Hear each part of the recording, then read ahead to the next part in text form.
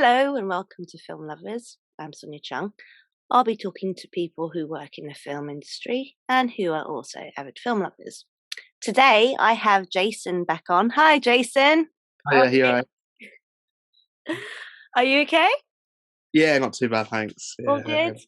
Just to let you know, I've got a really bad ear infection in the left ear. So at the moment I'm deaf in that ear, so I can only hear in the right ear. So every now and then I might need to tell you to speak up because I can't hear anything in it. Just so you're aware of that. So what are we going to do today, Jason? Do you want to tell everyone? Yeah, we're going to do a Louis Theroux special of documentaries that we like. Yay! Well, I've been wanting to do one for ages, but I couldn't find anyone to talk about with them, so I'm really excited about this one. So you're our guest today, or my guest even. So what we'll do is we'll take it in turns, like I normally do with the other guests that I've had on and done themed shows with.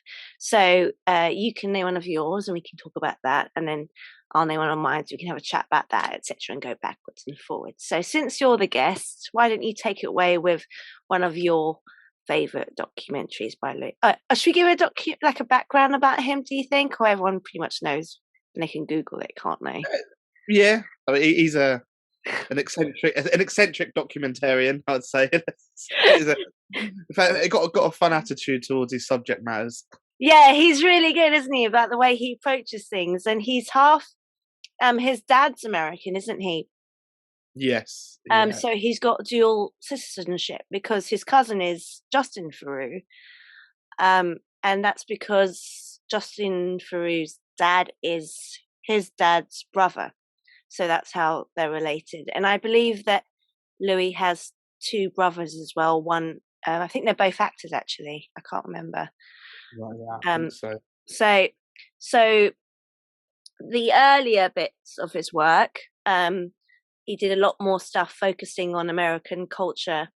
And then as he got married and had kids, he decided to stay more primarily in England, didn't he? And do more sort of serious subject matters. So he tends to work between the both, but primarily now stays more in Britain, doesn't he?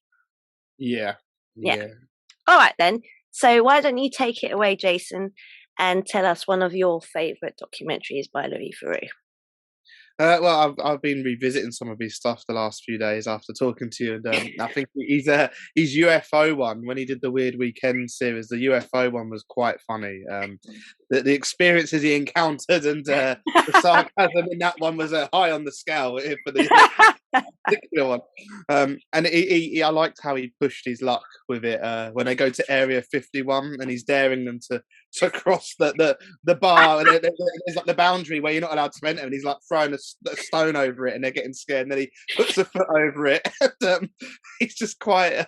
He was actually scaring his interviewees. They were getting really nervous that he was pushing his luck with the security guards in the background watching them, threatening to come down.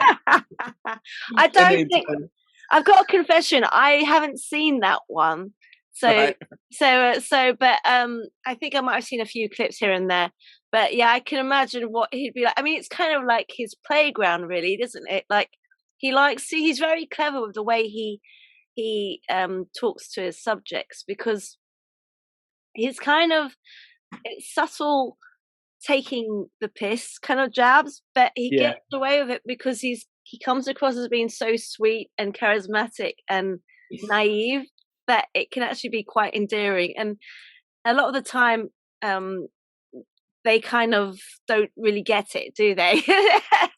No, I mean, obviously it was in America, and it was. I was going to say, but I didn't know what to say. It goes over their head a lot. Exactly. They think he's really into it, and he is very blatantly exactly. But that's what I was going to say, but I wasn't sure if I should say. But yeah, exactly. It goes right over their head, and they have no idea that he's actually kind of sort of secretly taking the piss, really. So why don't you tell us a bit about that episode and why you like it so much? So yeah, he travel. He's in America doing a bit of a road trip on some of these documentaries, and he decides to go to some people that believe in UFOs, and they go out and do like they fire lights into the sky and music and try and make contact, and they sell gadgets that help you if you're um, like abducted and stuff. And these people take it very seriously. And he tags along with a few of them, and they talk about Area 51, which he does a very good scene, which is again why it makes it part of my favorite episode, where they say it's so secret the government don't even acknowledge it. So the way they go there is on a tour bus with a big like UFO banner on the bus, and find it and then when he's there, all of the group he's with are saying that's their limit. They've gone to the fence. They won't go any further. And because it's a bit of an open desert, he like throws a stone over the threshold line, and then he's like tiptoeing his foot over, going, "Well, let's just walk a bit further in." And there's a sign about getting shot and trespassing, and he like starts walking with the cameraman and a woman further and further into it, and you see a security car starts speeding towards them, and he panics to the cameraman saying, "Oh, we better make sure we don't lose the camera." Unless they're running back, he almost pushes them rather than him tagging along. He ends up taking them on a journey, which is what made me laugh so much about that episode.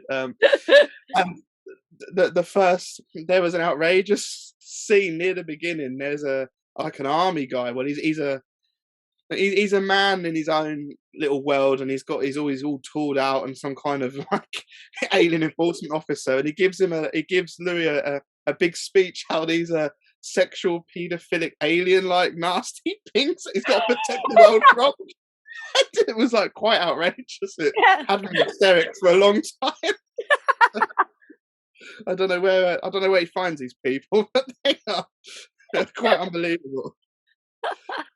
That was part of his was it the weird weekends, wasn't it? Yeah, it was the second episode in that series. Yeah. So this kind of dates back to the 90s. Yeah, he did them for BBC Two initially. That was yeah. Because I remember my mum watching them, and BBC Two at the time wasn't like, it was kind of, it was a funny channel, wasn't it? It was more like the indie sort of side of things. So there's a lot of sort of strange stuff showing on it, and I remember my mum, or every now and then I'll flick and something would come on. So yeah, that show was on. But then I think his notoriety as he sort of developed, got sort of, he got more and more kind of famous. But yeah, the Weird Weekends is like, I think one of the fun ones that he did, exploring American suburbia. All the very different cultures they come across, which I'll say they're on BBC iPlayer if people want to check those out. Yeah. There, so easy to see these films. They're very entertaining, aren't they? But at the same time, you do wonder, where the hell do they get these people, and are these people for real? I mean, you can tell they're generally really into it, which makes it even funnier because they're so serious. But he's very serious about it. Is there anything you want to say about it before we go on to one of mine, and then we can talk about that? I just I highly recommend it because it's got some funny references to films. They take the mick out of Close Encounters of the Third Kind, where the woman actually plays the tune for it to call an alien, and he asks about that theme tune, and she says about it's her favourite film. So it's like, the aliens must appreciate that. It's just quite, they can't see how ridiculous it is. No. Did you see there was one clip where I think it was like a Christmas special, I don't know, but they go along, and there's this guy, he's like I think he's a priest or something, and apparently he can contact aliens and talk. Do you know what I'm talking about? And he sits in a corner. I do. And you got two of these people that are like tagging along with Louis, trying really hard not to laugh, and he said, "This is central control." Do you know that one? Right, yeah. And they're trying so hard, and you're like going. He actually thinks like aliens are talking to him and through him, and he's like, "I have to sit in this side of the room, Louis. I must always be at this side of the room." um, did you ever see the one, the swingers parties? Yes, back in a long time ago I did. Again, this when there was not as much to choose from, there was quite prominent when there was only like well, it was 4 channels for me, then they had channel 5. But when it was the main 4 channels, there was quite a lot of these things on, which were the entertainment of the week viewing these sort of Yeah, things. So yeah. What did um, you do? That it's quite out there, isn't it? That episode. a bit of a Euro trash vibe to that that one. Yes, yes. Like he's very good because he kind of it's very clever actually the way he does it. He kind of immerses himself in the situation, doesn't he?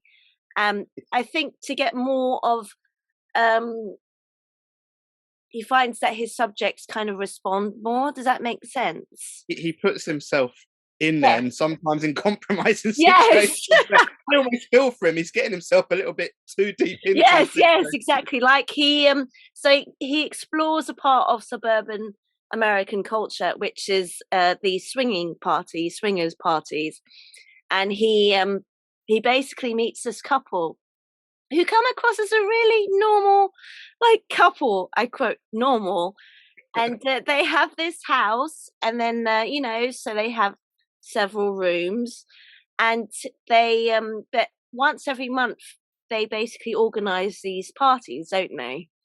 Yeah. Do you want to take? Do you want to explain? The keys as well as the car keys in the pot. Yeah, yeah, yeah. So what they do is they organize these parties, and he goes along to one, and but I think there's a scene where she's shopping for food and everything for the party, and he goes, "Can you just invite anyone?" And he he asks a woman at the till, "Would you like to come to a party? Would you like to come to a party?" He's like, "You can't just go around asking." She's like, "Shh, shh." And the woman at the till's she's not really paying attention. I don't think. She's like, and she's going, "Shh." And I said, "Oh, it's just a family gathering." And he goes along to this party, doesn't he? And he says, "So, am I actually swinging?"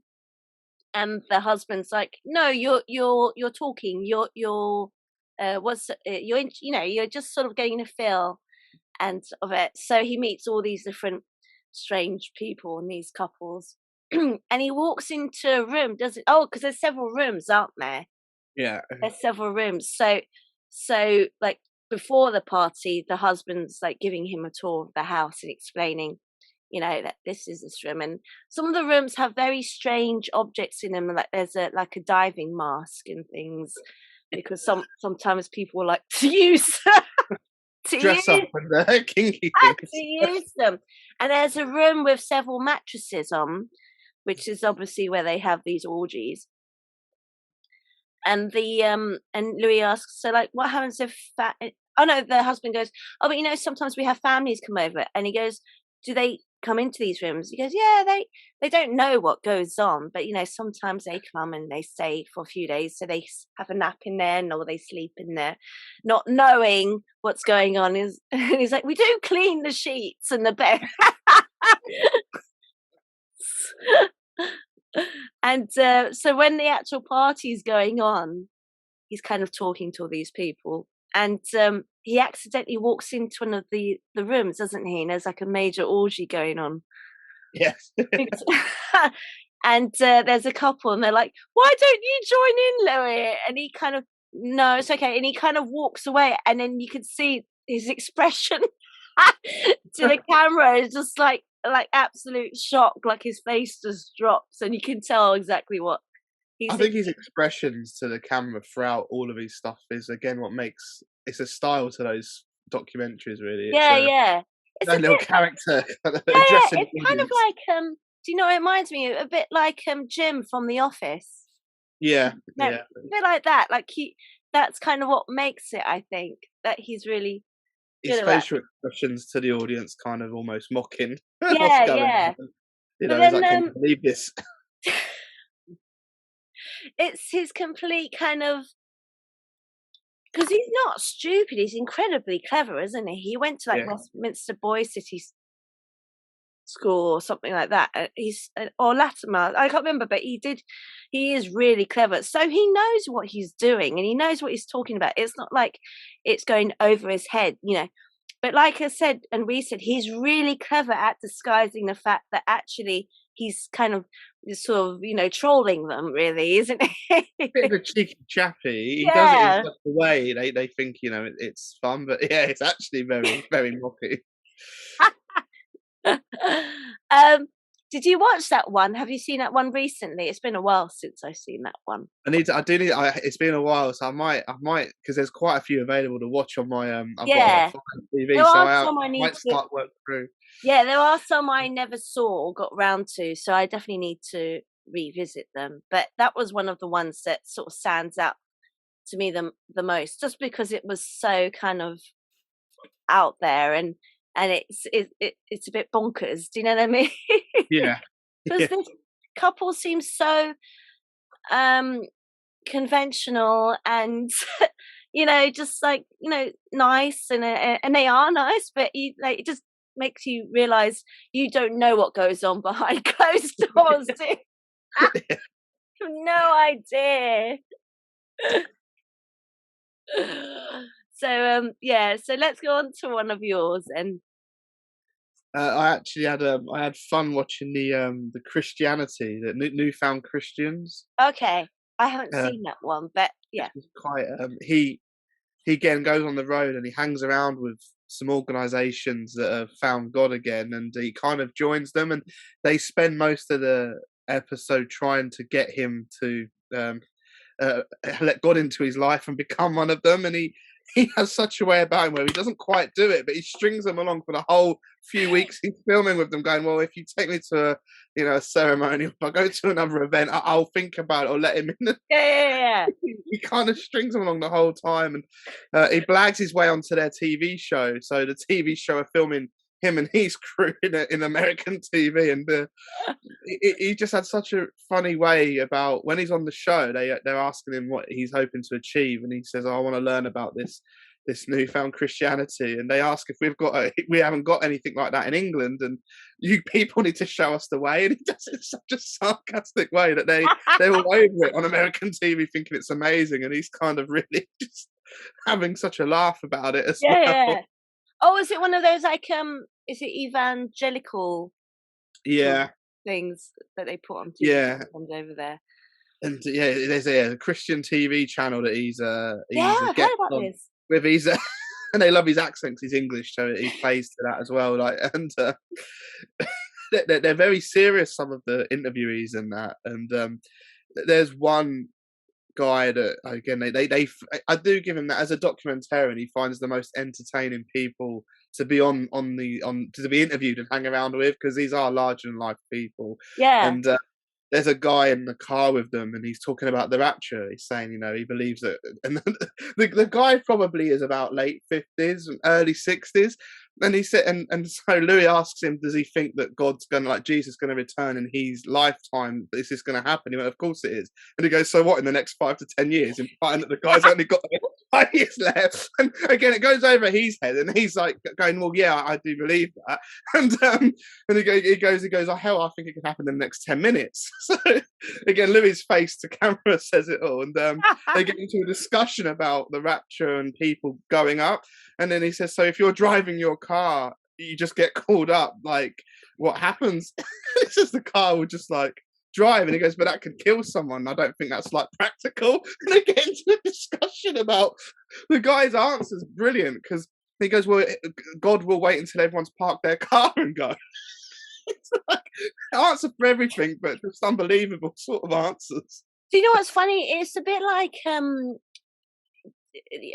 of like not Borat. Oh yeah, Borat, isn't it? When he goes, It is a bit like that. It reminds me of that. Yeah, it yeah, is. like and you know, secretly he's taking, you know, he's Yeah. taking jabs at them, but because he's like, you know, a foreigner, so you'd assume he's quite naive.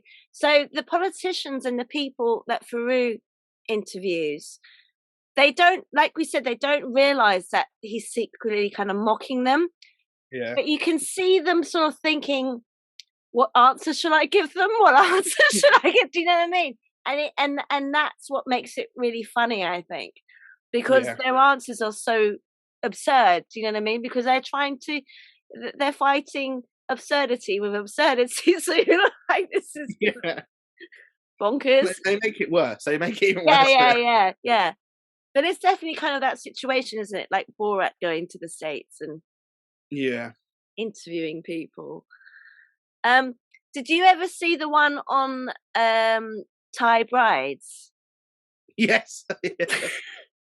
So do you want to tell everyone about that? Yeah, it's he goes into about getting visas, isn't it, and getting them like marrying someone and getting them over here to be Yeah. a couple of them. Yeah, It's an agent. So basically, it's this guy. He's like in his 50s or 60s that runs this agency. He's English, and he runs this agency for Thai girls or women to marry English men. So these Thai women are obsessed with only marry Englishmen. And we meet one particular character, don't we? Do you know who I'm talking about? so yeah, He's a bit eccentric. He's kind of like in his 50s or 60s. His name, what's his name? Lake Palmer. right. Do you know who I'm talking about? Yeah, Tell everyone about that guy, Jason. he's quite eccentric, isn't he? He knows what he's looking for as well. He has. He's not the full ticket, is he? um, no, they're sold into the idea of buying the perfect wife. Yes. Yeah, and there's so basically he's been introduced to this woman, and Louis goes to their room like within, the next day or so. He goes, "Oh yes, we're getting married. We've just decided to get married." Like like after a chat, and that's it. We're getting married. And then he kind of he starts talking like Louis like a foreigner. He goes, "We have very hectic 2 days, and he goes, "I speak English." And there's a scene where he walks into a room when the guy who runs the company, he's like, "Oh, we're just signing on some new girls." And there's like a 19-year-old girl, and they go up to her and they're like, and he asks her, "So why do you want to marry an English man and not a Thai?" So Thai men aren't very interesting. And Louis turns to this very creepy sort of owner, like, because I think his name's Ron or something. And he goes, "It's a bit of a mystery, isn't it? Because really English men aren't very interesting either." But he signs on, the guy that owns it signs on, girls that can go up to about 16, I think. No, not 16, 19. But it's quite pervy because you get these really young girls going out with these like really creepy middle-aged men, and they wouldn't have a chance, would they, back home? Yeah, That's why they're there. yeah. And apparently it's quite a common sight to see in Thailand. Yes, yeah. I've seen other kind of documentaries as well touch on that area, and Oh, even in the dark really? way. So it's they've got worse over the years, the sort of exposés, those sort of things. Yeah. And so he says, "Oh, she's just about to do a video just to sort of introduce herself for the company." And they go into the room where they're about to film her, just giving an introduction to herself so they can put it towards the catalogue for the agency. And Louis goes goes up to Ronnie and goes, "It's a bit like a hostage tape, isn't it?" And he goes, "What?" And Ronnie goes, "No, what do you mean?" He goes, "I'm not being mistreated." And the way he says it is just so funny. He's so funny. The way he gets away with things, yeah. But did you ever see that one? Yeah, back in the day, I did. I used to watch quite a lot of those sort of the exposés and shockers of the time, which I Yeah, say. yeah. Looking back, some of them are funny, but they've new documentaries have even pushed it even further with but they don't have the Really? charm that they have. He's charm and wit. They're more serious this day and age, whereas you said that he reminds me more of Borat and Ali G and things like Yeah, this. yeah. He's a bit more slapstick, and I think that makes it more entertaining. So that's what makes it even funnier is how he handles the situations. I think that's also what kind of made him a bit of a cult hero, wasn't it? Because like Yeah, everyone loves him, even like the students in university. He's like got a really big following, and he's a bit of a nerdy cult figure now, isn't he? I mean, I love yeah, him, but you know what I mean. He's got like sort of cushions and memorabilia, like yeah, t-shirt. yeah. Cult icon. Yeah, yeah. So so yeah, so let's go on to one of yours unless you want to say anything about. Oh, uh, Lake Palmer. Do you know much about him? I remember he was on the Trisha show once, kind of like a similar thing. He was saying how he was fed up with English women, and he was only going to marry. He only wanted to settle down with a Thai woman, and I think what happened was after he did the Louis Theroux documentary, he met maybe a few of the Thai women, and one of them, not the one in the documentary that Louis Theroux did, but apparently he married another Thai woman, and she took all his money and did a runner basically with another man. So, but then he's still kind of obsessed with this notion that actually he really, really didn't like English women. He thought they were becoming very masculine and behaving very much like men now, and he didn't like that. I think he kind of liked the idea or the notion of being in a situation where the woman was subservient to him, if that makes sense. Yeah. So he was kind of obsessed with that. But he's definitely a character. You couldn't write something like that, could you? You couldn't. But yeah, there's clips of him on YouTube, and you think, yeah, he's definitely. I mean, he's like taking a lot of medication. I think he's got a few problems. He's got a few problems for sure. But he's kind of like a chain smoking version of Alan Partridge. He's really ridiculously over the top. Yeah, that is actually brilliant. It is, isn't it? But Louis Theroux said in one interview, he said, you know, sometimes I get asked about the people I interviewed, and he tries to stay in contact with them throughout the years just to see, you know, how they're doing and stuff. And he goes, the one that people ask the most is him, Lake Palmer. Yeah. Right. But I think they lost touch. So I don't know. But it would be interesting to see. I mean, he's obviously a lot older now because that was in the 90s. So yeah, it's interesting to see if he's still around or what, you know, if he Being ripped off by Thai brides. probably. So let's go on to one of yours.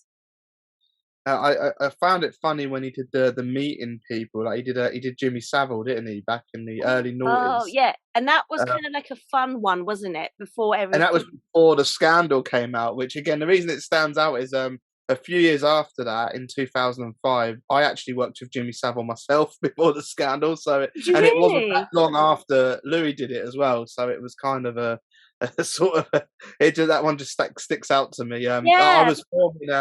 I was filming for Vodafone, and Okay. Jimmy Savile was he was doing the promotion, so they were doing a Jim will fix it your phone contract. Okay. So I had to go to his penthouse in Leeds. That's where we were filming him, and I had a CEO with us of Vodafone who was this like high class, don't mess with guy. And as soon as we got to Jimmy Savile's, he was like a little kid, being like, because he was with Jim will fix it, and they it was quite funny really because we got a lift and it opened up into his penthouse, and he was stood there, and he like when you went to shake his hand, he grabbed you and like pulled you through the living room and spun you around, and he was nuts. He was in his tracksuit, his red tracksuit. He had his big cigar and all his gold on him as always, and he did the filming, which was sitting there pretending to be Jim Fix It and talking all about whatever tariffs and stuff they were telling him to do. And not that people needed it, but they gave him a free phone after we'd done filming. Vodafone had brought him this Yeah, top of the yeah. line at the time phone.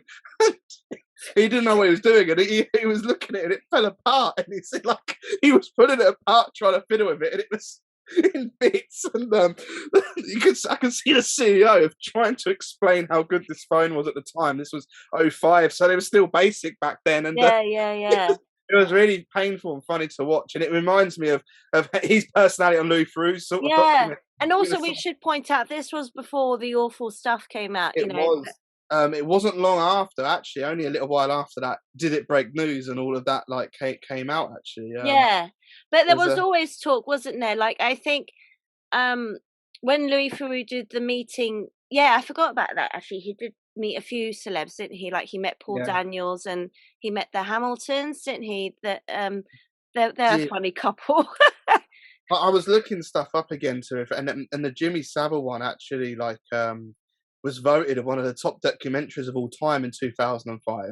That Louis Theroux with The Jimmy first Savile. one. Yeah, So yeah. it's actually it may have changed, but it was renowned. It was quite a renowned one at the time. But that's it, is that at the time when it came out, it was very innocent, that documentary. It was nothing, I mean, we knew nothing about this. I think there were definitely rumors going around. Um, but we always knew that he was a sort of eccentric person, didn't we? Yeah. That there was something you knew that you couldn't put your finger on. Does that make sense? Yeah, it was funny because when I met him, he was ranting about everyone, moaning at them, saying that they were doing drugs in the green room and the changing rooms, and they were drinking, and he got told off for smoking his cigar, and he goes, "That's all I do that's wrong, and it's clean compared to all them others," which ironically he was the worst of them all. And but Yeah, yeah.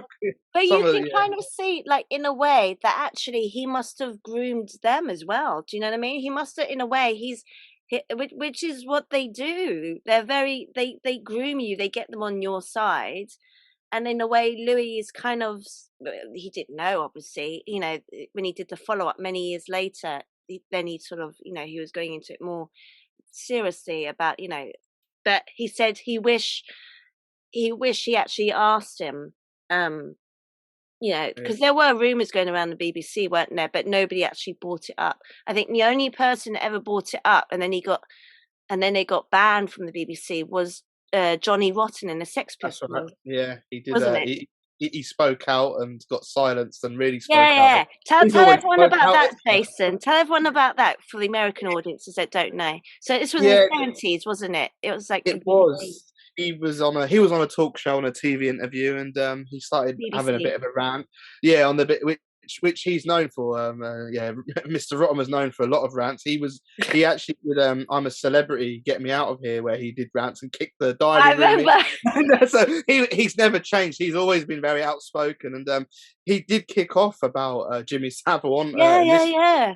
He started outing him for all of his crimes, and everyone thought that he was just being a rock and roll craze man that he was known for, and dismissed him a little bit because he was quite eccentric. But he Mm. was right. He was right all along, and Yeah, had witnessed stuff, and was willing to speak out. And yeah. And good now for he's him. on as kind of like the hero at the time, actually trying to Yeah. take But then on. the thing is, the BBC banned him, didn't they? So Yeah, they weren't allowed to go back and do anything on the BBC for years. Um, so yeah, but that, I mean, that first Louis Theroux was the meeting celebs, was that after the Weird Weekends? Was that like it early was. Yeah, 2000? it Yeah. was. Yeah, right. Yeah. Yeah, they were quite good, weren't they? Because he followed Tim around, and then he followed like Chris Eubank. He was another strange one that he followed around, and Paul Daniels and the Hamiltons, and who was a politician? Very strange woman, Anne Widdecombe. Yes, I Yeah, think. yeah. But the Jimmy Savile one was kind of, was just very innocent, wasn't it? It's just him following him around for like the weekend, trying to get to know his subject really. But it's, so when it came out, it was just like, it was just yeah, this is me hanging out with Jimmy Savile, just trying to sort of get some like get to know what he's like as a person, not as the celebrity or the person we see on TV or in the newspapers, etc. Because I mean, at that time he was well known for all his charity work, wasn't he? So Yeah. there was nobody sort of spoken out about him. None of his victims have spoken out. And then So you were going to say about that. So what did you want to talk about the funny meeting Jimmy Savile episodes? I just think he's even with him. Jimmy's good at getting out of situations, talking, Mm. but Louis is quite funny at putting people in awkward positions. But he was a bit of a match for him because Jimmy's also quite good at reflecting. Well, he was good at firing back at them. Yeah, yeah, Um, yeah. so he kind of had a bit of a he was a hard person to, unlike some of the weird weekends where you could crack people and show them up. Some of these darker people are harder to get, so they kind of almost Well, fight that's back it, in a isn't it? subtle way. Yeah, and he couldn't get to the bottom of him, did he? I mean, so but you can kind of tell that Savile was very clever about the people he spoke to and what he can and cannot say. But he got away with it, didn't he? And it was kind of so obvious. And I think Louis Theroux tried to ask about it, but he never did. And he went because he's got his own podcast show, doesn't he? He did Grounded. Did you ever listen to any of them? Yeah, I have flicked through. He is Yeah, a yeah. He did one with Elizabeth McGovern. Was it was it McGovern? No, Rose. It's always like Rose McGovern. I'm talking about who was one of the first victims to speak up about Harvey Weinstein and yeah. started up the Me Too movement. And in the interview, it came up, and she's like, she goes, well, you should have asked him. Sorry. And it comes across as being rude, but actually, I'm trying to figure out how to say this. Sometimes when you want to approach a difficult subject, it's awkward because you don't know how the other person's going to react, and then you don't know how you're going to react to that reaction. And I think that's why sometimes people don't touch upon touchy subjects, if that makes sense, in that Yeah, yeah, situation. So, but he did say that, I really wish I had pressed him on it. But the thing is, he spoke to one of the victims as well, quite a few victims, and his follow-up about several, the more serious episode, documentary, many, many years later. And one of his victims was like, well, how could you not see it happening? Kind of like, and he's like, but that's the thing, isn't it? Is that at the time, you don't know any better. And now when you look back at it, you think, oh, yes, of course it was there. Does that make sense? We all kind of do that, don't we? Like, why didn't I yeah, see that coming? So, but yeah, I can imagine that documentary is probably one of his most famous ones, the original one from the 90s when he met Seville, because obviously, I can imagine that gets a lot of footage repeated or looked up. yeah, Or, yeah, yeah, yeah, yeah. But I mean, I've got to admit that his eccentricity, and he's got a very charismatic side, I guess, which comes out. And I think that's what washes people over. Do you know what I mean? He's very clever at that. He was very clever at doing that. at deflecting from himself. Yeah, I think Mm. he. Did you find that when you met him?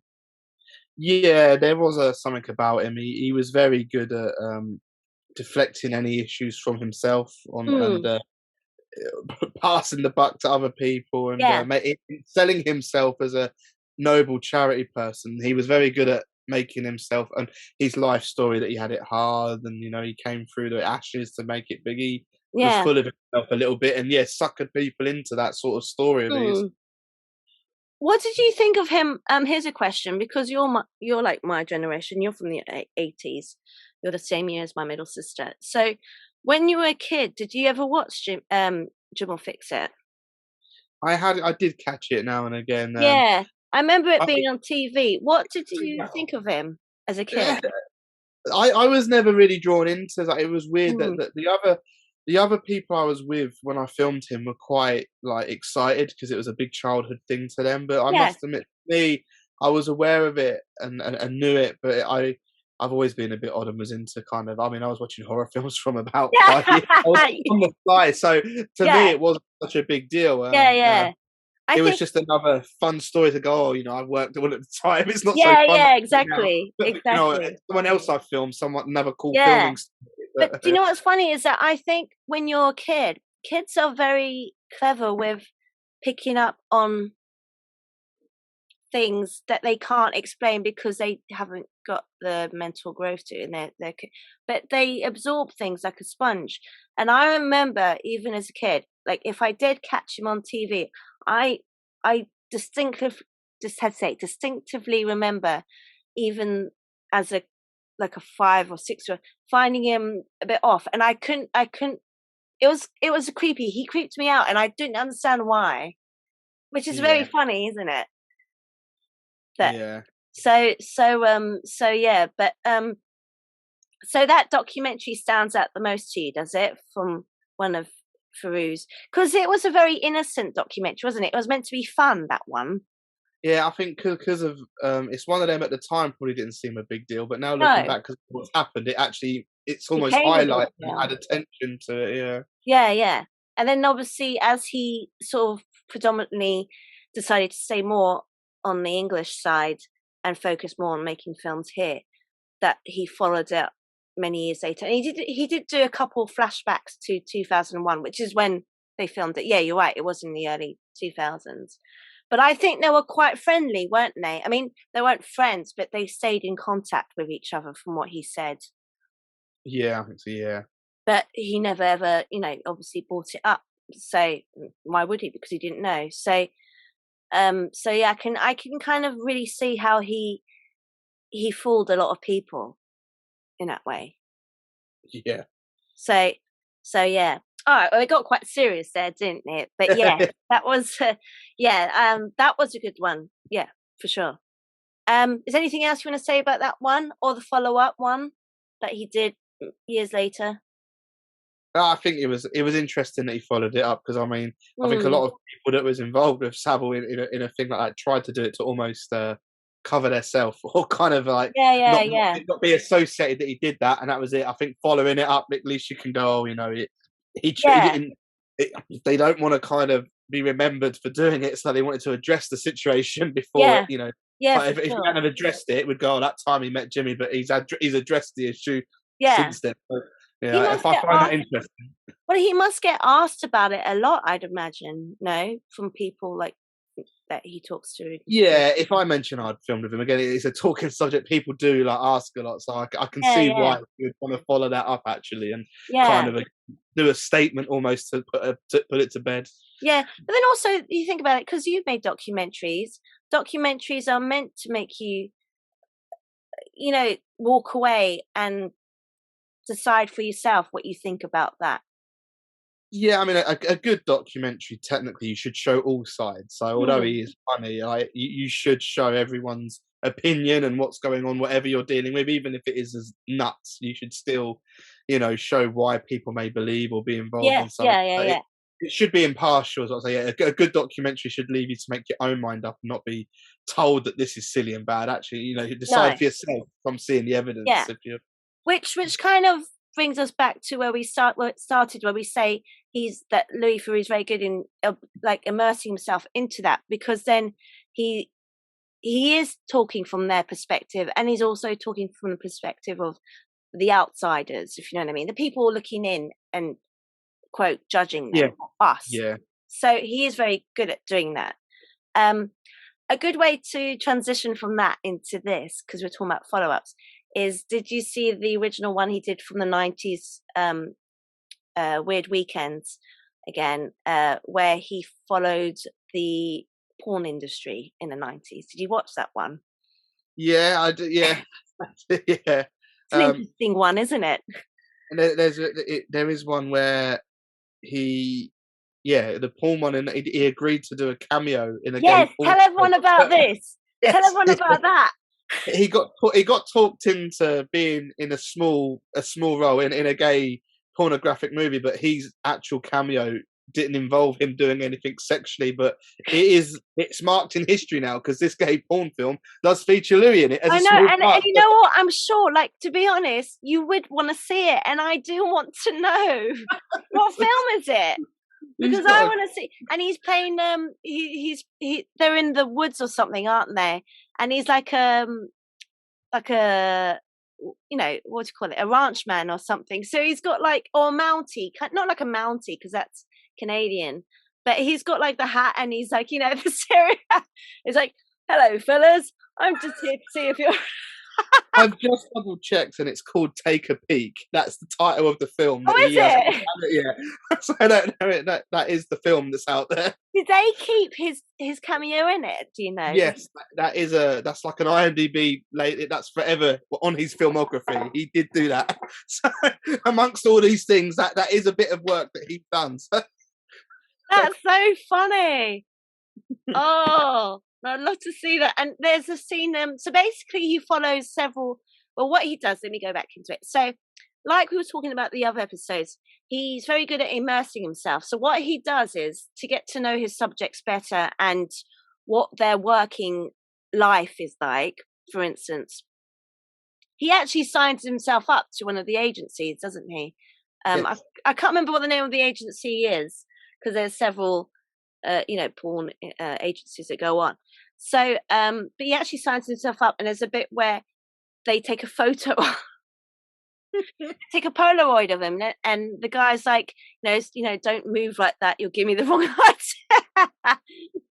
And he's showing his Polaroid to everyone in the industry. He's like, look at my photo.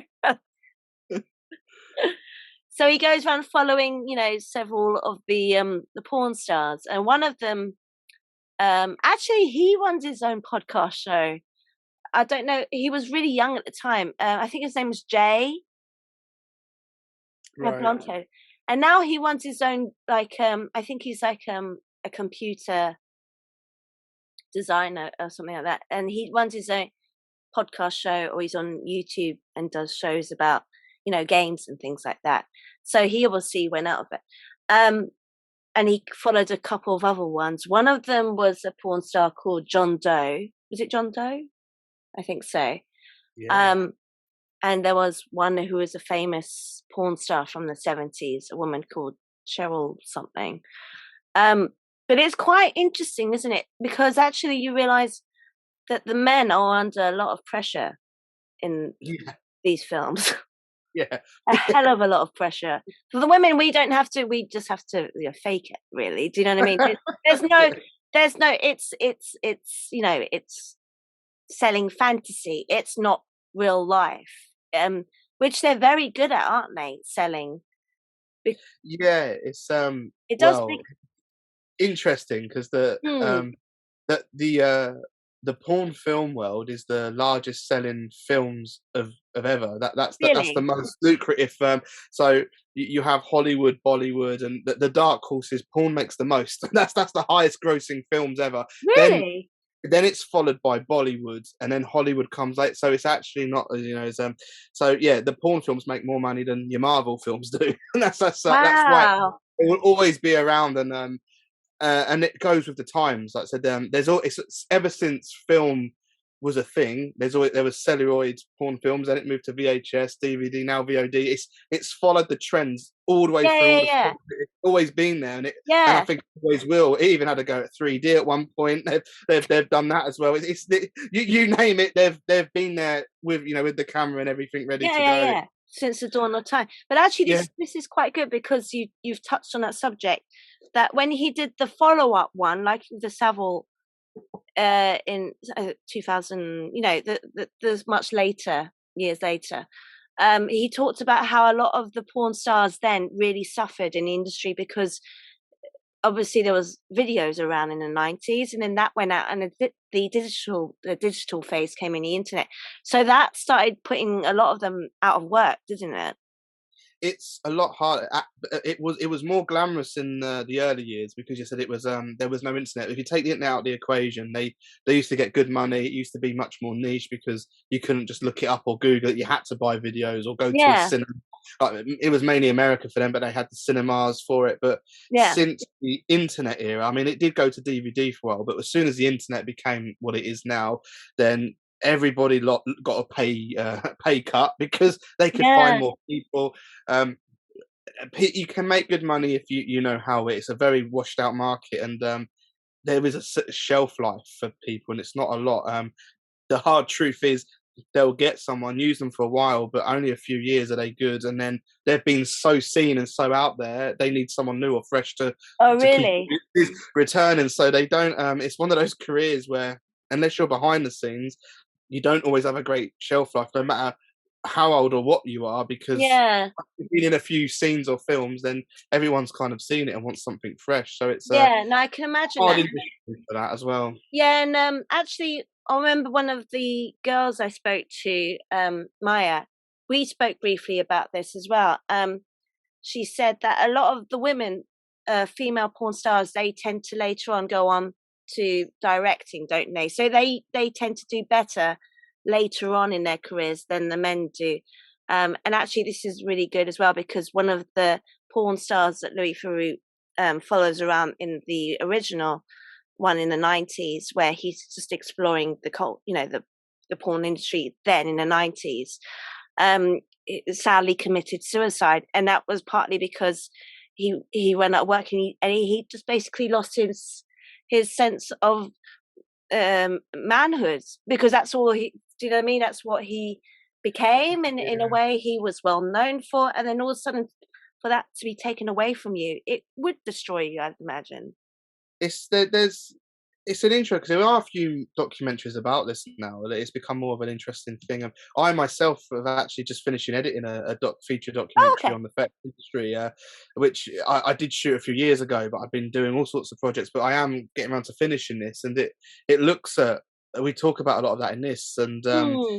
it, it, the new independent film wave is crosses a little bit, because some porn actors and actresses do cross into indie film from porn. Yes.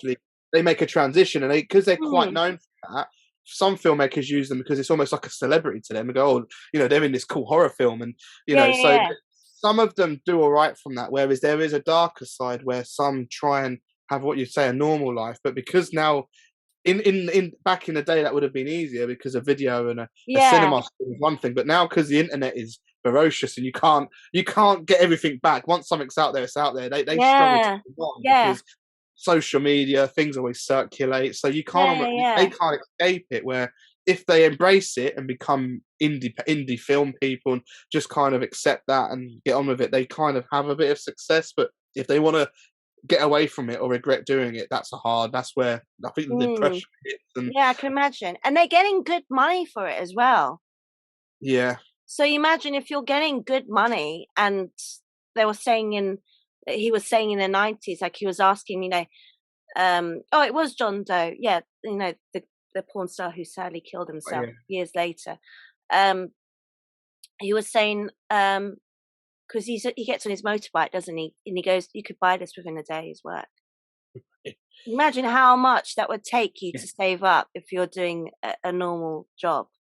So you can kind of see in their eyes why they do it, because it's fast and it's immediate money. But then with that, you get the dark side of the porn industry, where you get introduced to drugs, and I think a lot of them are quite fractured people, aren't they? They come yeah. from broken backgrounds. I've worked with a few porn stars myself because they've Mm. been actresses in films, and some came back and forth. Others were generally trying to become proper actors and wanted to move away, Mm. but they found the transition hard. I did work with one, and she Yeah. found it. She was still stuck in that porn mode of filmmaking, and she was struggling to transition to kind of stereotypical filmmaking. And you could just see the life experiences was very different than what other actors had had, and there was a bit of a Yeah, yeah. culture.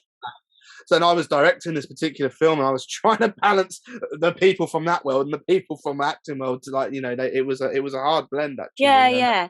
There It's have, an in- I mean, let's try, actually, I tell you what.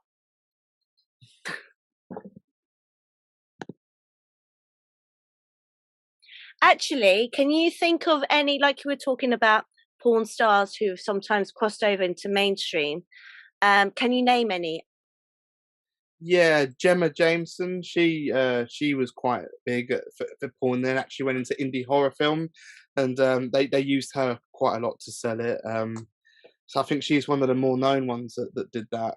Um, and Michelle Young is the actress I worked with. But again, sometimes it's awkward because they have a porn name and then they have a actor's name or a real name, so they end up Oh, having okay. they have like three names and aliases. So I've had this problems where um, I worked with Michelle Young. That was the name she used as an actress, but she was known as Amber Lee in the porn world, and Right. Mistress Reagan, and even further darker stuff. And they promoted Amber Lee on the film, but on the credits it's Michelle Young, and it confuses people. I know they're thinking, Yeah.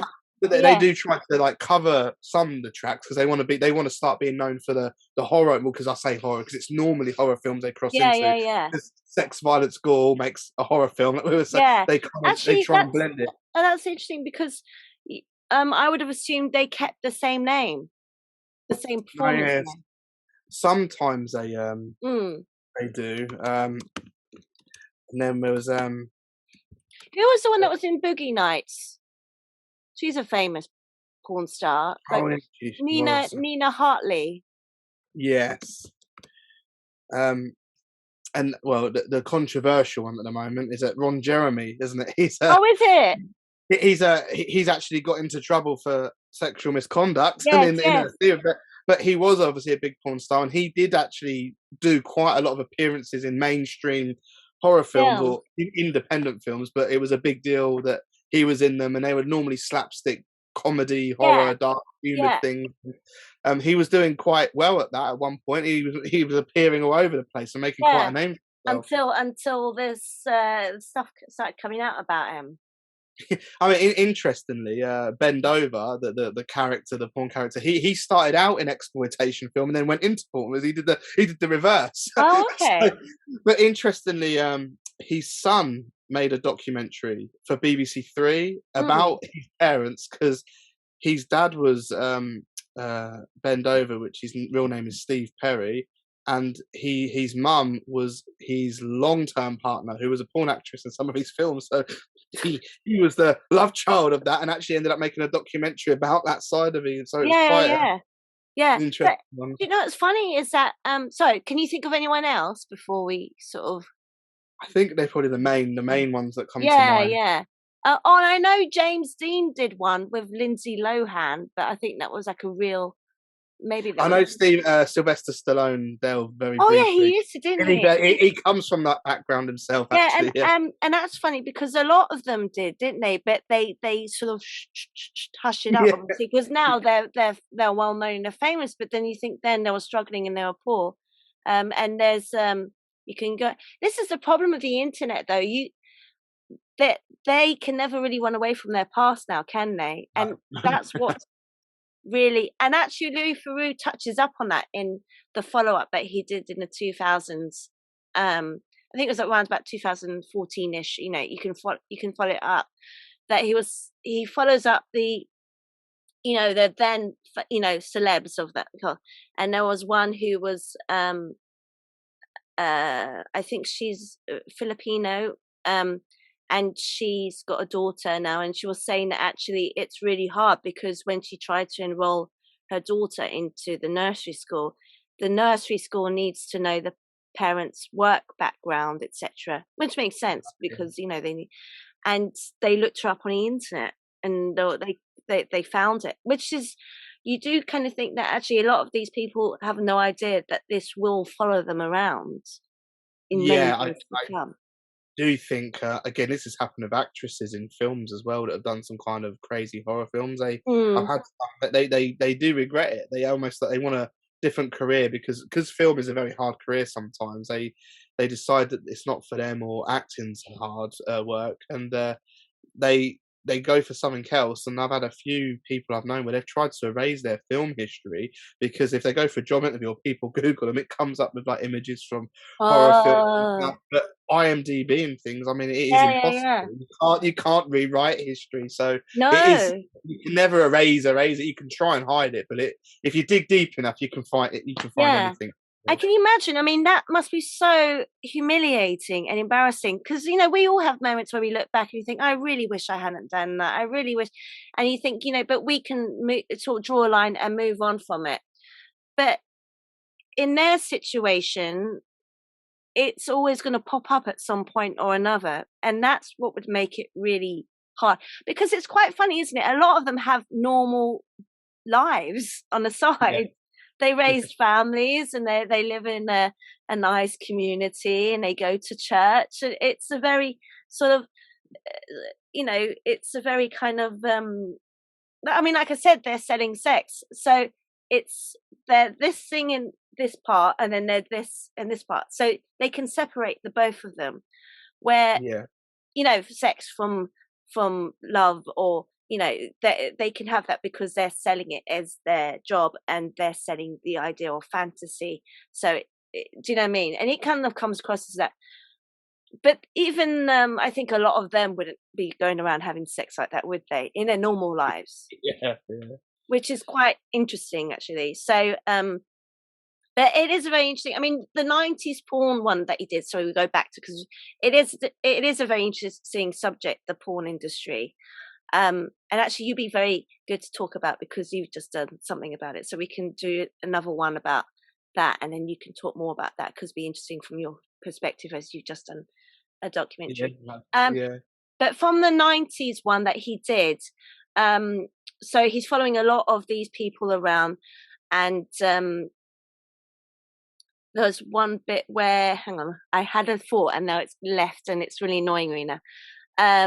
Oh yes, so at the time, a lot of the stars, especially men, because he interviews a woman who's driving him, and he's saying, like, are there a lot of men that want to do it? I mean, obviously you think, oh, it's great, you're getting paid to have sex with beautiful women, and blah, blah, blah, blah. And she says, no, it's harder for men than it is for women. A lot of them can't take it because they have to perform and literally come Yeah. on Yeah. screen, don't they? And then if they don't get paid as much. So they bring someone to come in and stand in for them, don't they? Is it called a fluffer? There is a fluffer, a bit of an in-term joke for doing that, but Yeah.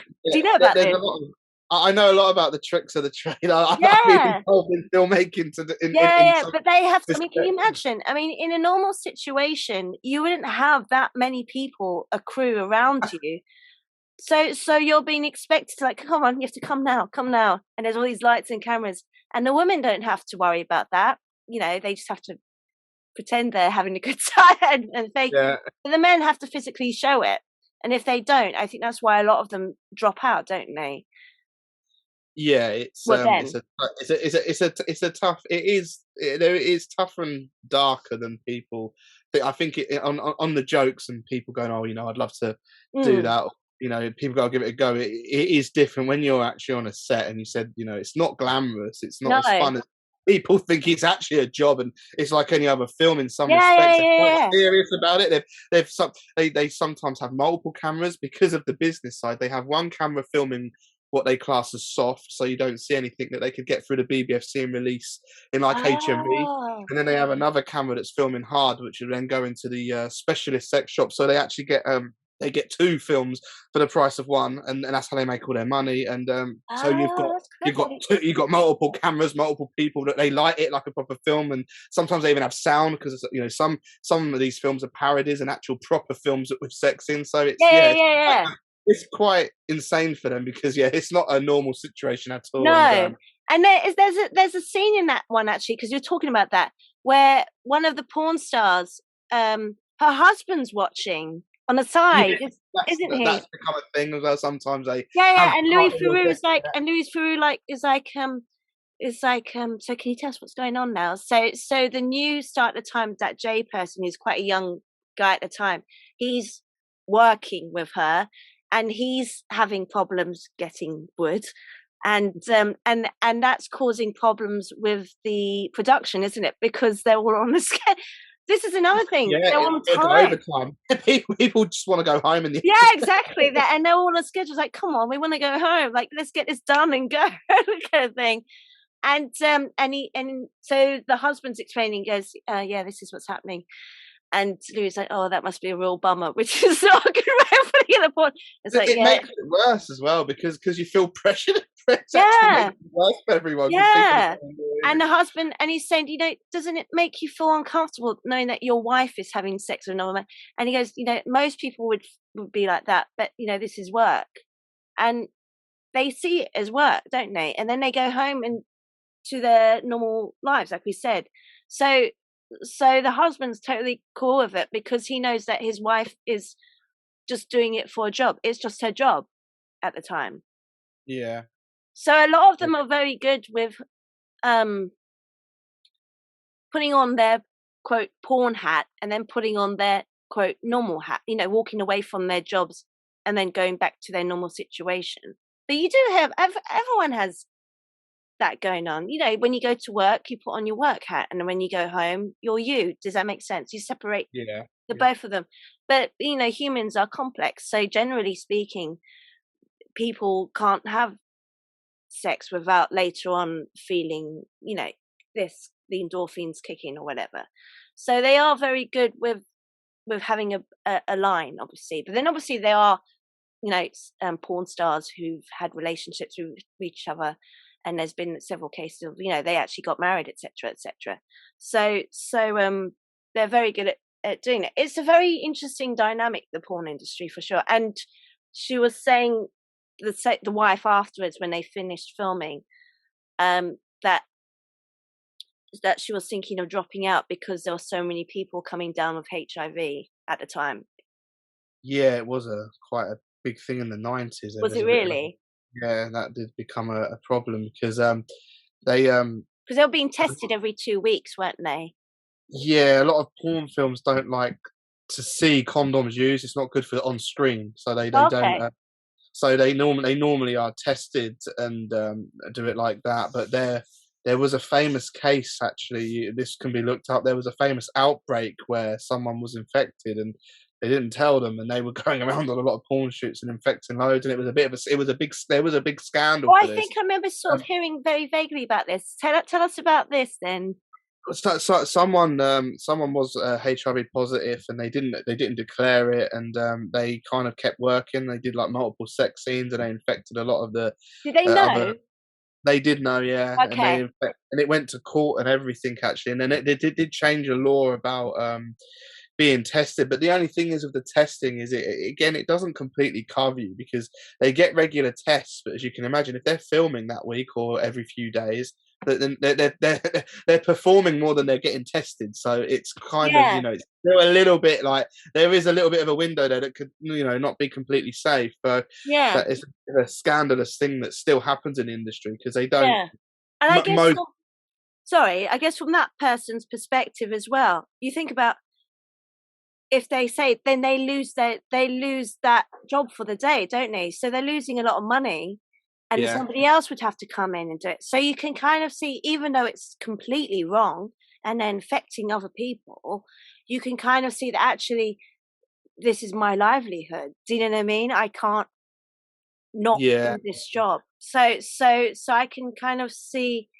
I mean, obviously, I'm totally, with the others, because they've been infected. So I would be, worried and pissed off, etc. This person knows, and they've been doing this.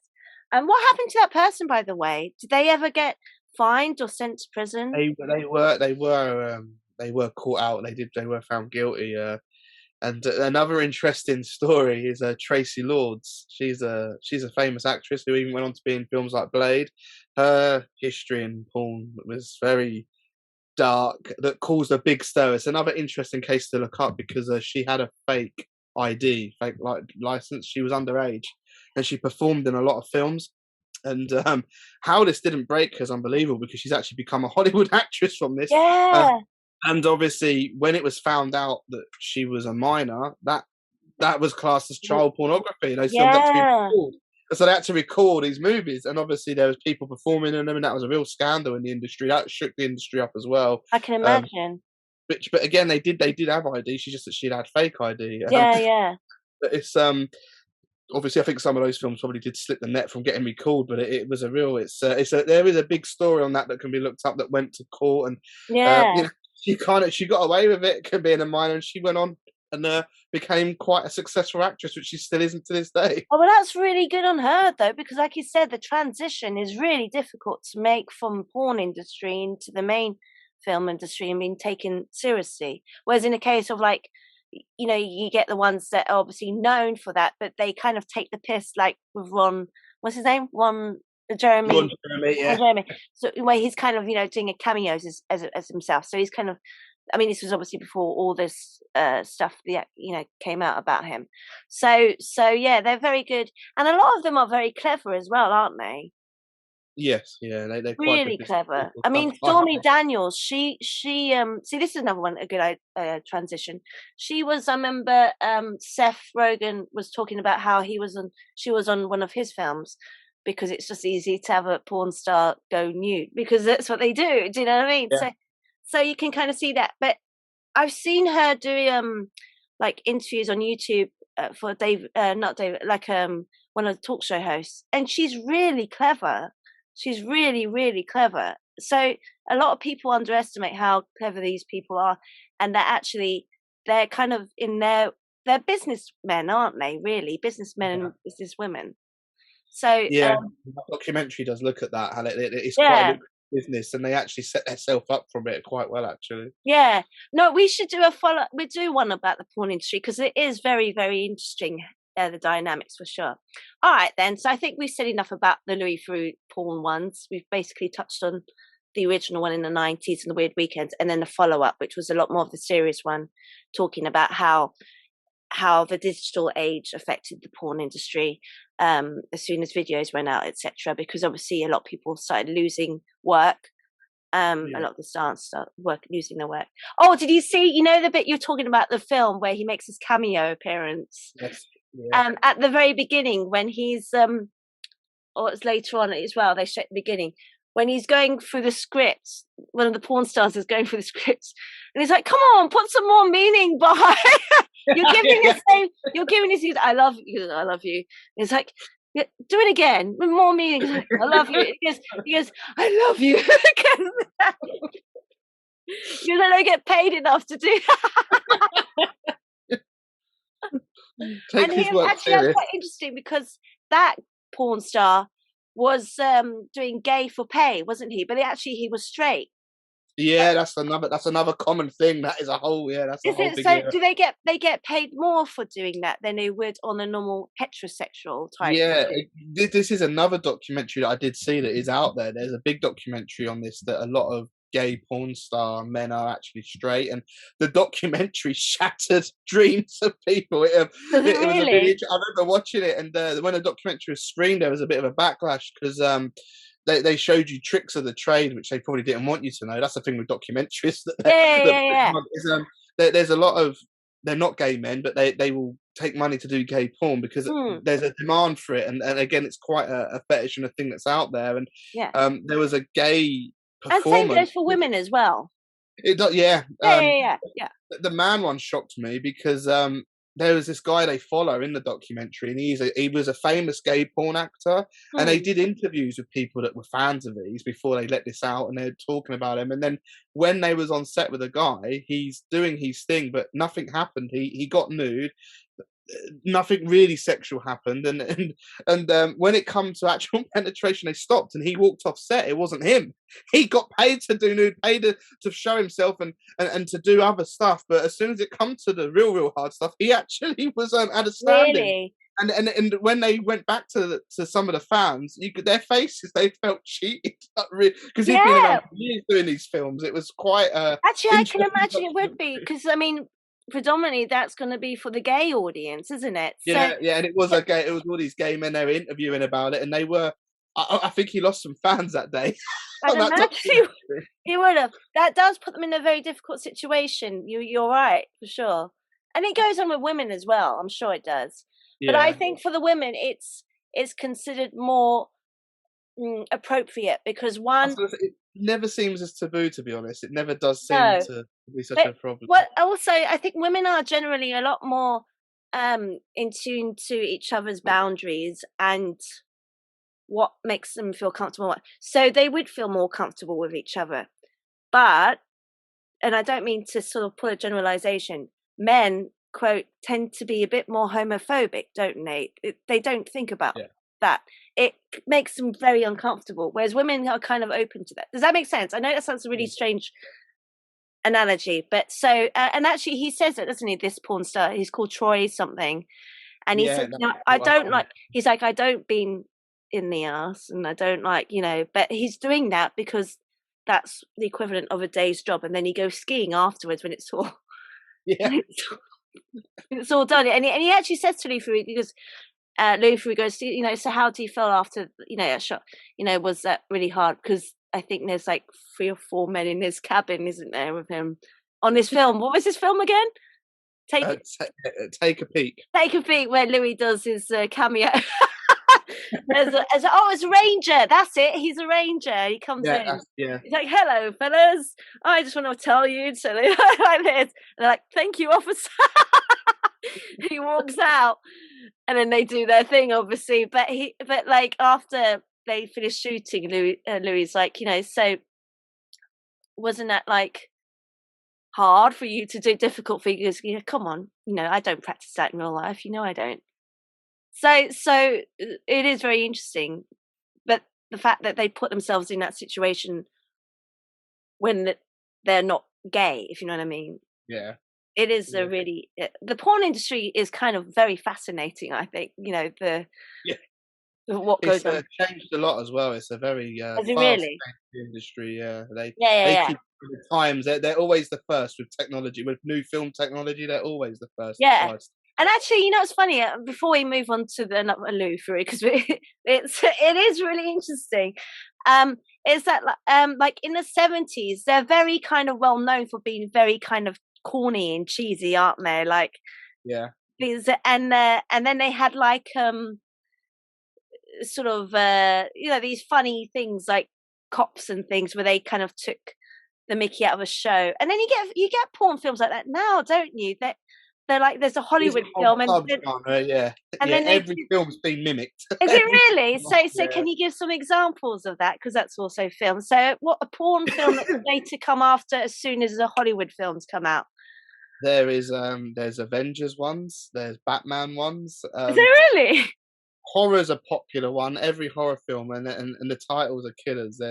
There's Evil Head, A Wet Dream on Elm Street, Triple Exorcist, a Friday the 13th parody, a Halloween parody, like Jigsaw, the Human Centipede. It's all they're all out there. And when Good Will Hunting came out, the porn version, what was it called? Oh yeah, Good Will Hunting. Yeah, and they're Saving Ryan's Privates. Yeah. They're very clever for doing that, and stuff like that. Yeah, they're very clever on the wordplay, though, aren't they? And they are quick. Like I say, a film only has to be out for a month, and they're very fast. They cash in quick. They obviously know a film's coming out, a big film, and they're already on mimicking terms. That. So they really do churn out more porn films than they would on the main film streams. Yeah, there's loads actually. Yeah. Industry and all right. I mean, and they do still sell this physical media is still available. The UK is a strange country though, because technically speaking, you can only legally buy a hard porn from a sex shop. That's the only way you're supposed to get it. Yeah. Obviously, people import and buy them, but it's the same with like importing horror films or uncut films. You're not supposed to. Yeah. England is still the strictest country on this. Other countries are more lenient. For sure. Okay. Well, we definitely need to do like a special on the porn industry, because that is another one I really want to do, and you'd be a very good person to talk about, because obviously you've done a documentary about it, so you've obviously had to talk to a lot of people from that side of the world or the industry. You know what I mean? So let's go on to one of your favorite Louis Theroux ones. We got kind of sidetracked, but it's very easy too because it's really interesting to talk about. So let's go into one of your favorite Louis Theroux documentaries. I want to mention the one he did to do with Michael Jackson. So, originally he was supposed to do a special with Michael Jackson, like he did with Jimmy Savile, but he lost it to Martin Bashir, who did that infamous documentary. Yes. But Louis Theroux did do a documentary, and I'm double checking this up because I know he did an interview with Martin and Michael about his quest to get that documentary he never got, which leads me to be. I would love to have seen the Louis Theroux version of that documentary. That would have been really. Yeah. I mean, Martin Bashir's was mad, but I think Louis Theroux as well. He missed it. Yeah, it was. I think Louis Theroux would have been a lot funnier because it was the documentary that never was with that one. Well, the thing with the Martin Bashir one, he basically set him up, didn't he? Really? Yeah. They edited it in a way to make it look like it was more in his favour and definitely against Michael Jackson for And sure. that's recently been under fire as well, hasn't it, Bashir, Mm. because of the Diana documentary or Yes, interview he did and that. same. So that's all come under hot water again with these tactics of getting these interviews and how they've been Yeah, edited. But I remember when the Michael Jackson first come out, there was backlash from the family and saying that he had set him up, and the yeah. editing, which again is an interesting filmmaking point of view, that how they edited that to make him look like an idiot. Yes, yes. And in the Yeah, Louis Theroux one, when it was quote Michael Jackson, does he actually talk to any of his family members? He doesn't talk to his dad, does he? No, but he talks to no, like a security guard and yeah, he did a documentary in the end about trying to make the documentary that Bashir did, but he didn't get there. He wasn't able to get it. They went with Bashir, but he ended up making a documentary anyway about that journey, which is interesting. But I find mm, it sad because it's almost like I think it would have been one of my favourites if he would have made the yeah, documentary he no, for originally sure. set out to do. So it's a lost film almost, the film that never Yeah, was. yeah. So, what did he talk to people who'd worked with Michael Jackson? Because it's been a long time since I've seen that. Yeah, he spoke about his journey of trying to get the clearance and Mm. how he was in a bit of a run to get it. And they obviously must have bribed Michael. I think like Bashir, because well, from what I've seen recently, there was bribery going on with Bashir with his interviewees, so that probably is what. Really? I think that's what came to light in recent years. His tactics were not now deemed as professional. He was quite No. live with getting them. No, but I think Louis is very good with that. He is very professional, though, isn't he? Even though he does kind of, like we said, he is good at mocking people. He is also very good at saying, you know, within a certain limit. If that makes sense, he would never go to the point of Martin Bashir where he makes him out in the editing, or he obviously had a lot of a say about how he wants his documentary to turn out to be and make it look like he is an idiot like Michael Jackson is, whereas Louis Theroux is a lot more diplomatic, and that he tries to get everyone's, like you said, perspective across, and everyone has a say, if that makes sense. Yeah, yeah, Mm. yeah. So So it's a shame that Louis didn't get to do his version really, because yeah, that would have definitely been more fun for sure. No, I think you would agree. have seen a different side to things as well. I think Louis Mm. would have got like a And bit of an extra. I think that would have also brought up Michael's more fun side. Yeah. Yes, absolutely. Yeah, which would have been a side that nobody had seen, because obviously, he was he was beyond famous, he was infamous, and to see a side of him, which I think Martin Bashir tries to do, but not correctly, and it's not true to his real life, what he was like on the side. I mean, obviously, everyone knows now, but with all the the unfortunate kids and stuff that were abused, obviously. Um, but yeah, nobody knew who he really was, did they? So I think Louis would have been very good at bringing out that side to him more, whereas Bashir was manipulative, is what I'm trying to say. Yeah, Mm. yeah, absolutely. Um, and I was refreshing myself a bit with that one, and yeah, Yuri Geller was heavily featured in that documentary that Louis did, which he's always a Oh character. yes, I forgot. Yeah, Yuri Geller and Michael Jackson were really good friends, uh, weren't they? And he was in a he, one. Yeah, he yeah, was yeah, he was featured with Louis a lot. In fact, Louis spent a lot of time with Yuri in yeah, that yeah, yeah, yeah. documentary, trying to contact him. So that's quite He's funny, a very actually. interesting character, isn't he, Yuri Geller? Yes, yeah, very. What was it? But I think their dynamic was quite good, wasn't it? I mean, I haven't seen that one, but I have to refresh on it for sure. Yeah, it's early noughties. It's about 2002, Okay. 2003. It may have been aired early. It's quite an old one now, but Yeah. yeah, it's quite yeah. Yuri's always a character on camera. So again, he's a great candidate for a Louis documentary because he kind Yeah, of plays. yeah, He's a yeah. larger than life madman Yes, as for well. sure. Like Definitely. some of these weird weekend contestants, he fits right in there. Did you see, is there anything else you want to say about that before we move on No, to I think that's quite. Yeah, I recommend watching that one just for Yuri because you. definitely. So Yuri basically has a big part in that documentary. Yes, Yeah, yeah, yeah, yeah. So he's the main subject. um, Michael Jackson. it's funny if you read up about it as well. He's classed as the unofficial spokesman for Michael Oh, is Jackson, he the really? original. Yes. Oh, that's really funny. All right. Did you ever see? I'm trying to think because there's so many of them.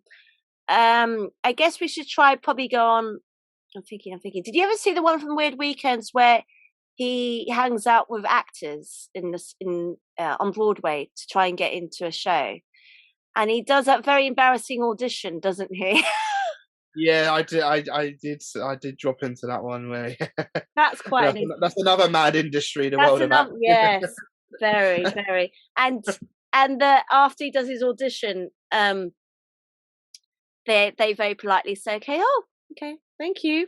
And he goes away and he says to one of the actresses, he's like, I think I did really well. She goes, no, they're just trying to be nice. Bless him. And he's trying his best. He's singing with the piano and everything. I think he's singing like a Beatles song or something. Yes. Yeah. But yeah. Should we talk about maybe a bit more of his more serious stuff as the years went by? So like I said, that later on, he's gone on record for saying that, as soon as he got married and had kids, it was basically, he had to be around the kids more and the family more and his wife, etc. So he decided to stay more predominantly on the English side. Every now and then he does kind of cross over, doesn't he? And he goes to the States, like he's done a few on meth, crystal meth, and Philadelphia, the crime in there. So he's gone a few times back and forth, and he's done one on Miami prisons as well. That's an interesting one. Yeah. On the prisons. So do you want to talk about any of those ones or the ones he did on the England side? Did you ever see the one living where he talks about alcoholics and he follows them around? Yeah. Yes. That's much more serious, heavy stuff. Definitely. That's a Because he, hard one to watch. And what's funny is that he, I can't remember, maybe you can jog my memory. He goes to a hospital where they have a special ward for it, where they deal with people with alcoholism and stuff. And he follows a few of them around. And one of them's a young guy called Joe. Do you remember this? And when that documentary came out, I remember talking to my sister about it, and she said that actually she's got a friend who is friends with him, and he couldn't watch that show. That he couldn't watch it; it was too difficult for him. Which it would be, that's your friend, yeah. so it would be really hard. But he's really young, and a lot, obviously alcoholism affects any gender, any sex, any age. But it's really extreme because it is really an illness, isn't it? It's very sad what it does to these people. Yes. Yeah. No, absolutely. It's I think that they're good. Those sort of documentaries are good as well to show you the kind of other lives that are out there, and he does take a more serious stance on those as Yeah, well. no, that was definitely one of his more, and I think as he's gotten older as well, he's become more, he's done more of those serious ones more, which is kind of a shame because I kind of miss the quirky, fun stuff that he used to do. But obviously, he was really young at the time. He must have been in his 20s, 30s. So Yeah, I think he was late 20s on a lot of the Weird Weekend ones. yeah. So you can kind of He's matured a little bit on yes, it. yes. So you can kind of see that he'd want to do that one. What were your thoughts on that one? Did you ever see that one? The is it Living in Oblivion or something like that? I can't remember. Yeah, I do like quite dark, morbid subjects, so Mm. it does interest me. It's hard And to watch, but very factual. He's very good with picking up on that. So, do you want to tell us about the people he talks to, the subjects? Do you remember any of them? yeah, he does talk to a lot of recovering Mm. addicts, self abusers, and um, I like him because it highlighted that they dig into why they became the way they am, and Yeah. some people generally trying to turn their life around, but they're in so deep relapsing, Mm. and things like that. So it's I say, like I was saying, I think he's quite impartial. It gives you quite a broad overview as well. So it's not pointing fingers straight away. It is No, generally an no, overview and an overlook at yeah. living these sort of conditions And there and is what a they. scene where, do you remember when Joe? So he's been sober for a really good amount of time, and then he falls off. What's he called? The what do you call it? I'll fall off the wagon, yeah. He falls off the wagon, yeah. And he comes in completely drunk, and the nurses said it's actually quite dangerous for you because they're having to clean out his stomach or something, and I think they can only do it a certain amount of times, and then it can actually get very dangerous. And he wanders off out of the hospital. He's like, I want a drink, and you can see Louis very like, I really think you should stay, kind of thing. But you can see how Louis actually, and he breaks down, doesn't he? This poor young guy. He goes like, I let the most beautiful girl out, and it's just really heartbreaking. And actually, you can see that Louis Theroux is like, I know you're trying, and it's really, he shows he's very charismatic. And he's very human as well. In that Yeah, way. and that's what I think makes him very likable as well about him. And also, Yeah. he's a dad as well, so you can kind of see that actually he must have sort of seen him as being like an older son type. So you would feel responsible for that, if it was a younger person in that situation. But yeah, for sure. Is there anything you want to say about that episode, or do you want to go on to one of your ones? No, I That is think it's a good one. Yeah, definitely worth checking out. Yeah. All right, so let's go on to one of your ones now. I like the Scientology movie. My Oh, now see, Scientology this is the movie. thing. I wanted to bring this up, but I'm scared because they're quite scary. Some of them, they are. So be careful because I don't want to be trapped. It's an interesting one because it's It a is subject interesting. that's come up in later years more and more by documentarians and yeah, he obviously did it got quite a good release, that one actually. It was at a Mm, festival and everything, so a big step up from previous efforts. yeah, But it's scary, isn't it? They followed him around. yeah, and also there's some big famous A-listers involved in this Yes, Scientology movement, which makes it even more kind of like, yeah, controversial. scary and dodgy. So to be fair, he was quite brave doing that. I think a lot of people wouldn't. So Yeah, I think again that stands out because I'm like, well, he had the balls to go and make a film on yeah, Scientology. very, very ballsy. Who was that one that did the famous one in like 2004? And then he's very well known for being a very calm, and then he lost it and was shouting at the head of the Scientology church. Yes, Do you know? Yeah, and he really regrets it, doesn't he? Because he just is shouting above his voice to this guy, and it's just like, yeah, it is scary. But, oh, anyway, so what do you want to talk about that episode, that documentary? Sorry.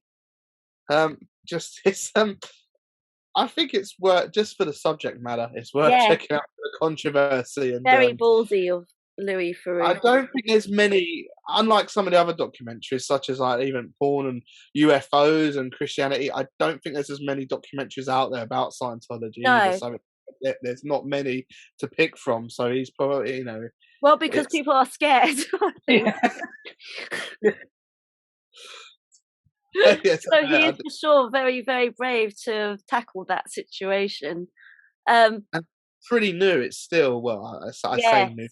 2015, I believe. And look at but to me that's still quite a new modern film of Hmm. his. Yeah. Is there anything else you want to say about that? I mean, it's been a long time since I've seen that one, but I do remember. I remember when he was filming that all of a sudden these people turned up and then they started filming him and he's like, "What?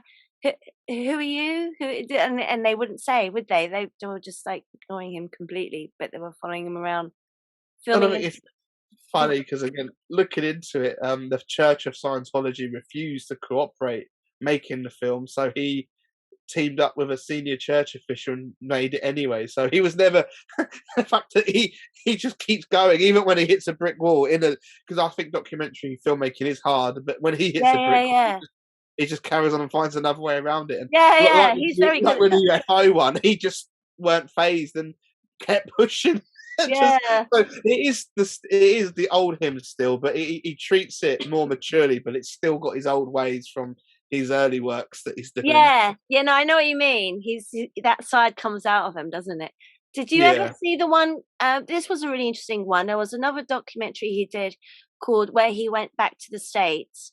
Because like I said, he's half American, so he's got dual citizenship. He's got two passports. So he went back over to the States and he did a documentary called Transgender Children.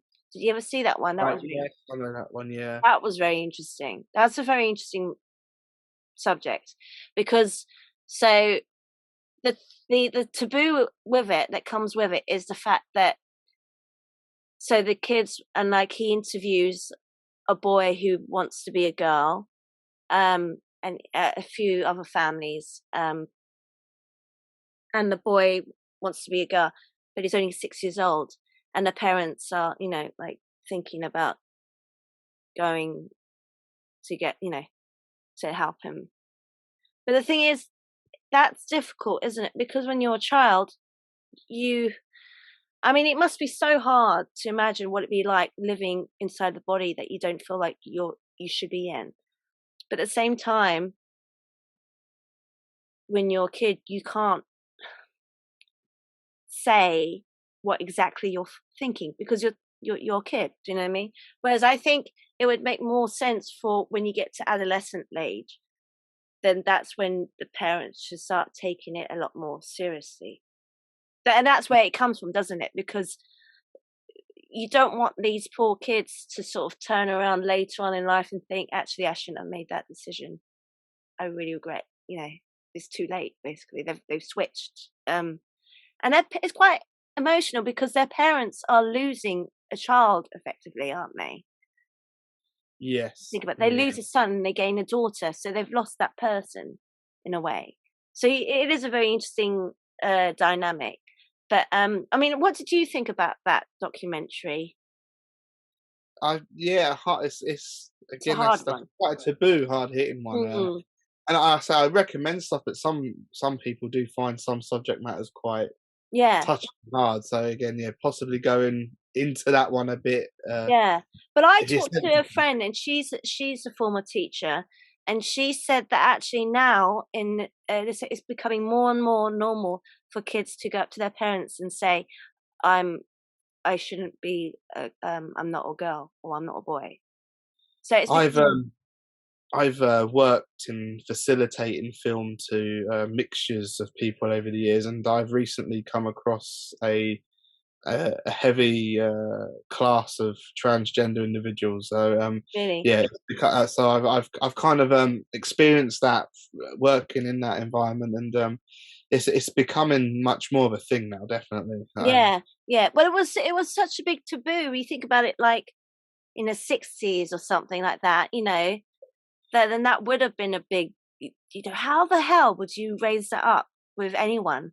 And Let I don't think alone, you would have seen a documentary about it in those eras either. So again, how the times no. have changed. No, and I don't, even then, that's when homosexuality was very taboo. Whereas now, everyone's a lot more yeah, open-minded, a lot more. Do you know what I mean? They understand generally that people are more open-minded. But then that must have been so hard for those people yeah, to, you know. So, but yeah, that's a very good documentary that he does on transgender kids because, like you said, it's a very difficult subject. Adults is a different thing because adults know their own mind by then. That's what I'm trying to say. Kids can't fully understand what's going on in their brains because they haven't matured. They haven't grown. Their brains haven't matured. They don't understand. They know this feeling, but they can't explain it. If that makes sense. yeah. I know what you're So saying. Yeah, you can't go up to a kid and say, what do you want? Do you know what I mean? Whereas with an adult, they'll know completely what they want, if that makes sense. yeah. So Much harder documentaries for him to sell as well, and the backlash and the reviews are much different on some of these later works than the kind of more yeah, fun, yeah, almost innocent works that when he was younger he. yeah. Do you think he would have gotten a lot of backlash for that one? I'd imagine he would have. Yeah, I know some of his more light-hearted ones are funny, and the UFOs and Mm, Christians are kind of eccentric people. they're serious subjects, but people laugh and funny. But when you Yes, start going into yes, serious subjects, which again is interesting that he did them younger, and as he's got older, we said he's matured and done almost heavier yes, taboo subjects. He's delving into almost a bit of a different audience, and he's opened himself up for more backlash and reviews because he's touching on subjects that cause quite a lot of well, there's a lot of reactions to some of these subjects from all sides yeah, of the fence. He's putting himself in hot water just by doing a documentary about that, to be honest. yes. So it's But quite brave as well. but also good for him because there wouldn't be many people that would have the guts to do that. No. To be fair, So he is quite brave doing that because when I've made films, I do worry about how things are going to be perceived. So knowing yeah, that you're doing a documentary about that subject, you're going to upset someone. So there's always going to be you're never going to please everyone. yeah, There's always an offended person that kicks off about it. yes. But that's just generally what's going to happen. Everyone has an opinion about something. Do you know what I mean? Yeah, So that will always happen. But I do think that Louis is very brave now for the things that he tackles, yeah, absolutely. for sure. Um, is there anything you want to say about the episode, or should we go on to one of your ones? No, I think that's. I think it's again. I recommend it. Just Yeah. as long as you're not get upset too easily. Yes, yes. You have to be have an open mind about that one. All right, so let's go into one of your ones.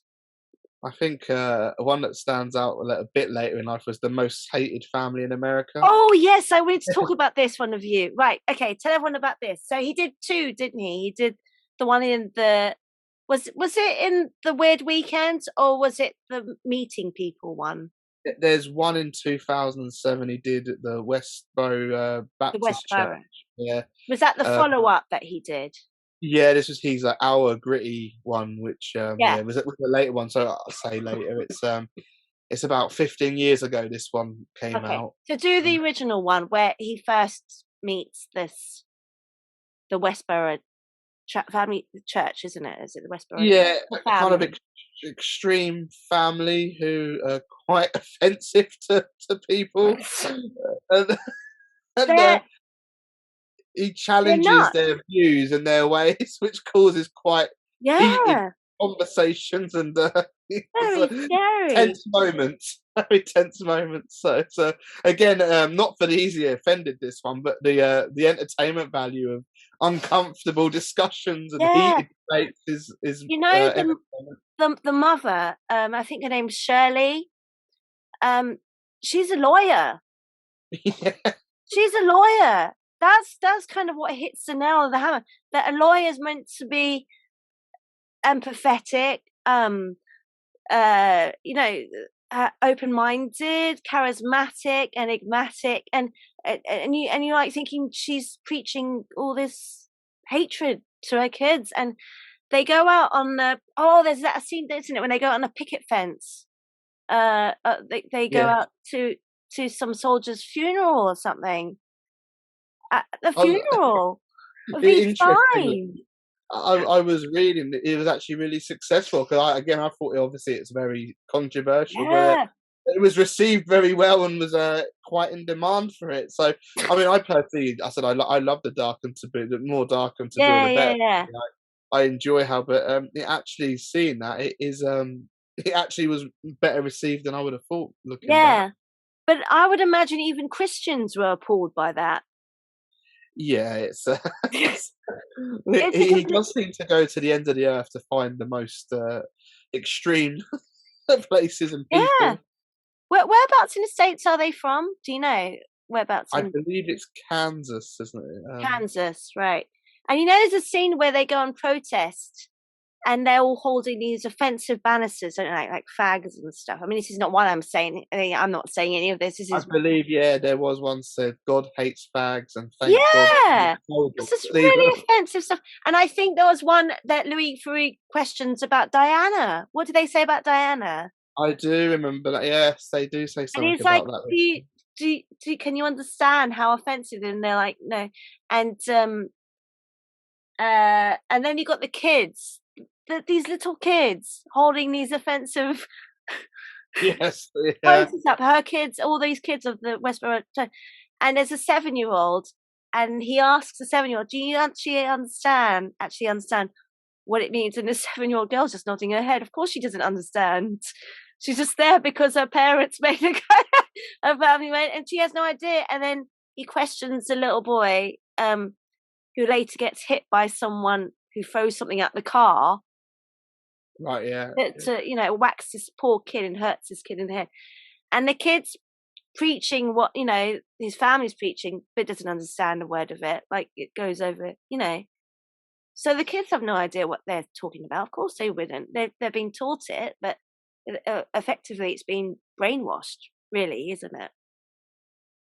Yeah, yeah, and just if it does interest you, it was part of a trilogy he ended up making. So he did Yeah, he did a America's few of them, didn't Most he? Hated Family in Crisis, which was 2011, and then there was actually a third one that he did very recently, actually in 2019, was Surviving America's Most Hated Family.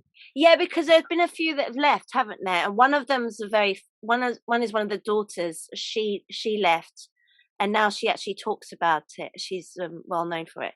Really nice girl, actually. And she was saying how she came to her senses because she began to realize people were pointing out things to her and saying, and then she started going on in the internet as soon as and she started to realize there were discrepancies between what she was being taught and then and what still the actual situation of really goes on. But if it's you, imagine if it's your family or your parents, you'd believe what they're telling you, wouldn't you?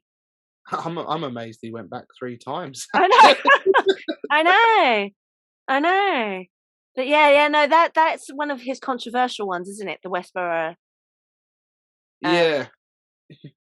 for sure. And isn't there a bit where he questions, one of them questions Louis and asks him if he's a Jew and says that Jews are facts, or is that the Nazi one, the family that he went to? Yeah, that's the Nazi Yeah. one. Yeah, that's another very awkward,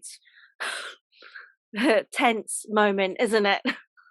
Yeah, that kind of the Nazi one kind of goes hand in hand with the Most Hated Yeah, Family. They're a little bit similar, they actually. kind of cross over at times, don't they? The Westboro Church and that one. But yeah, Yeah, they're very uncomfortable. But he's very good at saying, "Can I ask you why you feel like why you're asking that question?"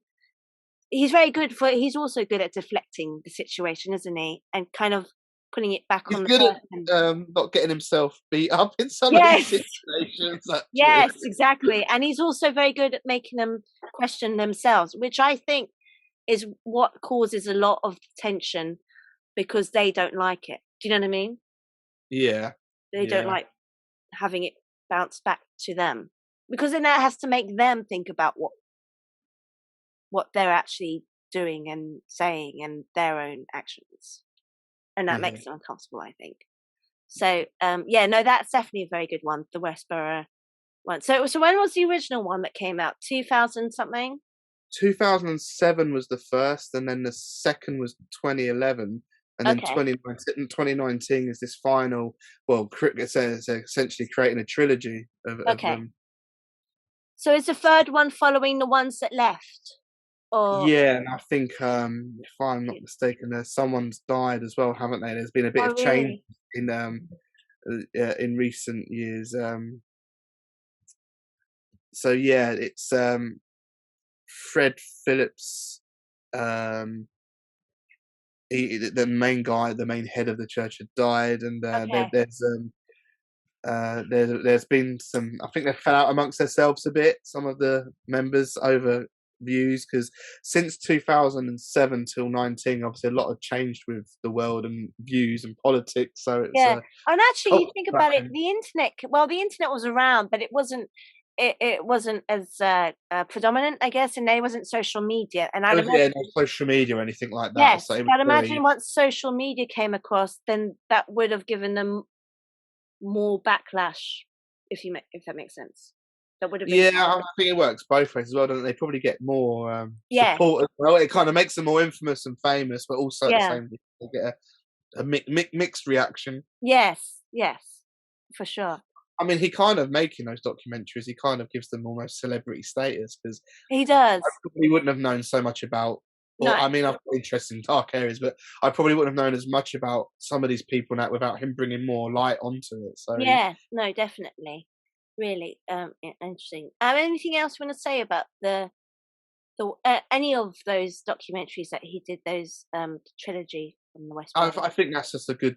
It's kind of like one big good film now, really trilogy. If Mm, it works as one, really, because it progresses as well. You start from '07 all the way till modern times, so you yeah. see. I like when he follows them up. Actually, I think that's a really good way. Like he's done that with the porn industry. He's done that with Jimmy Savile. I like that he follows them up. So I hope he kind of does that with his other ones. Yeah, In a way. But like I said, Scientology one.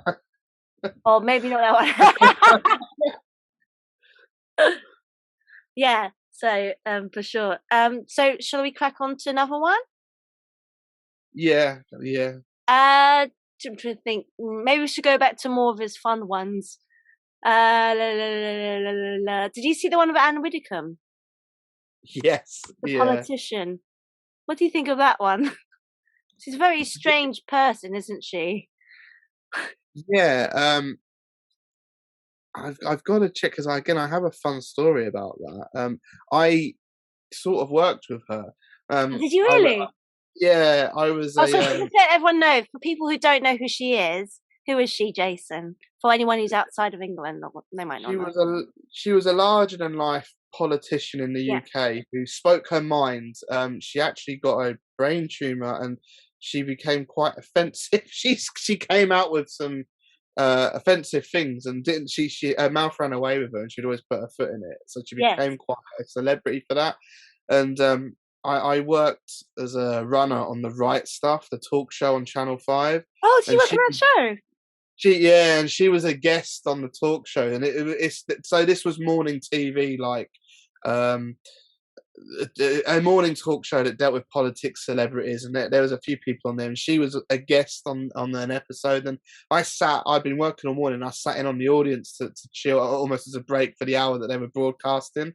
And it got quite heated. A conversation was struck up, and it got very political. Her being a politician, and they were bringing up agendas, and she kind of she went into a bit of a timeout, and she goes, "I don't care about their shitty little lives," and it went through. But obviously, I laughed because Oh my God! this was 11 in the morning, and on TV, on live TV, you cannot And it was say that. live. Yeah. And she obviously, I caught it, and the people in front of me really laughed and were nudging each other, and she didn't know she'd said it, and they went to a break, and in the break, the floor manager went over to there and obviously told her off, saying she can't. She was getting really funny with them, going like, she didn't say that, I don't remember saying that, and she was getting told off like a kid, and she was getting stressed out all within this like 2-minute period where they had to bring the cameras back up and laugh. She kept saying her great words. So yeah, she's a real character. She is a real character, and he follows her around for about a week, doesn't he? And she's living at the time with her mother, and she's like, you can film anywhere around the house, but you can't go in my bedroom.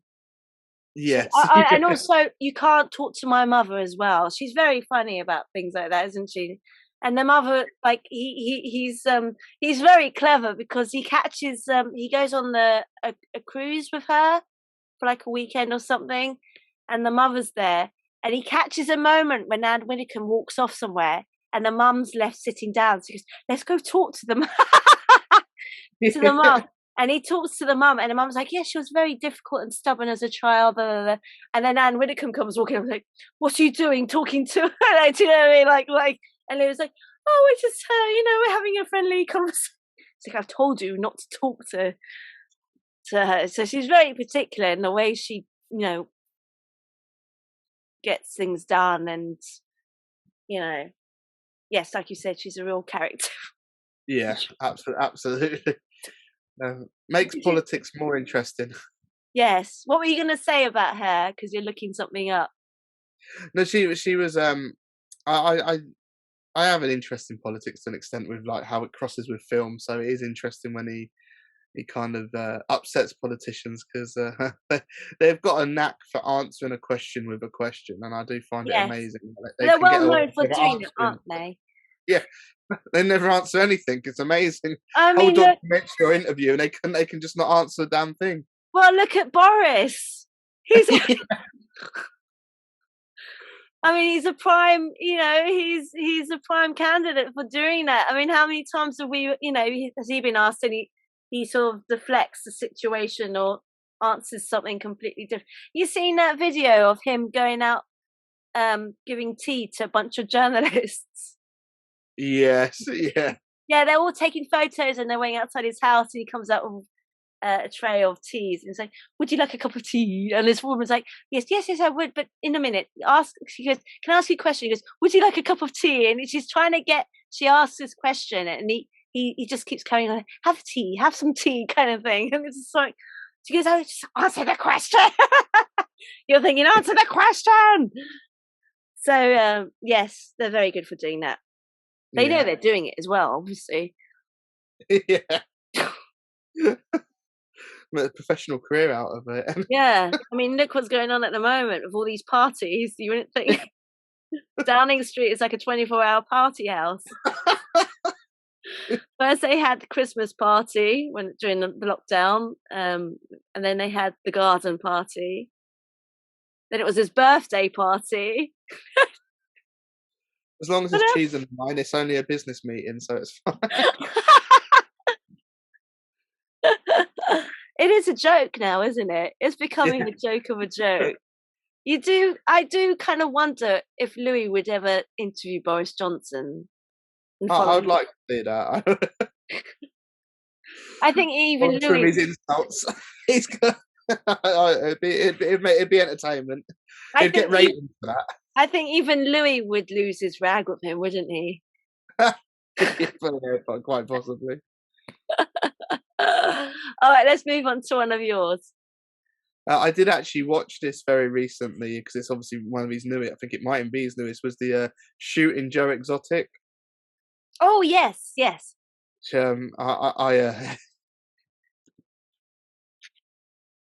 Okay, sorry everyone. I just quickly popped off to the toilet. So, what were we saying, Jason? Jason's eating his chocolate. Anytime he talks about Coca-Cola. People know me for having a lot of Coke, but the drink. Yeah, going joke. I just caught you as you were drinking, and you had a mouthful of Coca-Cola. No, I was saying the Shooting Joe Exotic. I tuned into that when it was first aired. That one?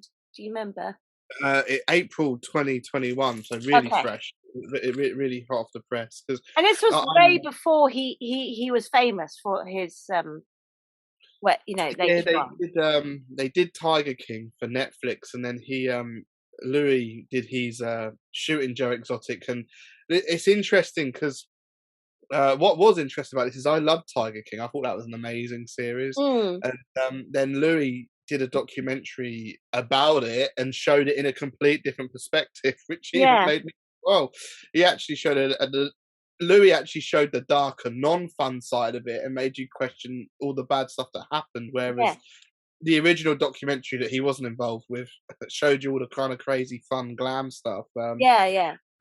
But he did too, didn't he? He did the original one, which was before Joe became Joe Exotic, and he wasn't known then, was he? That was for what was that Dangerous Creatures or Dangerous Pets or something? Yes, there was that. Yeah. Yeah, and that was before Joe was known for who he is now. So he wasn't known at the time. So what was the name of that documentary before he did the follow-up? Do you remember? You're looking at that. I think there was Dangerous Creatures. It was Dangerous Creatures, wasn't it? Where he said he was going around talking to, people that own dangerous pets, and he was one of them. Yeah. But the Shooting Joe Exotic was Tiger King's obviously in prison, so a lot of the interviews are kind of on the phone up to the prison because he's locked away. Yeah. But he kind of revisited, mainly Carol Baskin. He revisits and actually shows her point of view a bit better, so she doesn't come off quite as no. Because she's kind of I mean, I don't know how to say, but is Tiger King quite biased and on his side? Obviously, shows like Um, the fam side. So she's very much depicted as being, you know, the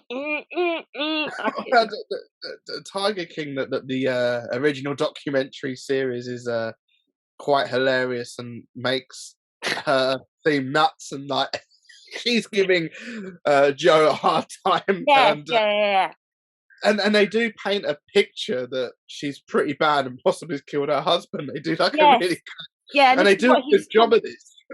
They do feed you. They kind of almost make you go like, look, she's bad. Like, you know, yeah, yeah, yeah, no, you want to watch this one. And Louis gets involved when he does a documentary, and kind of he.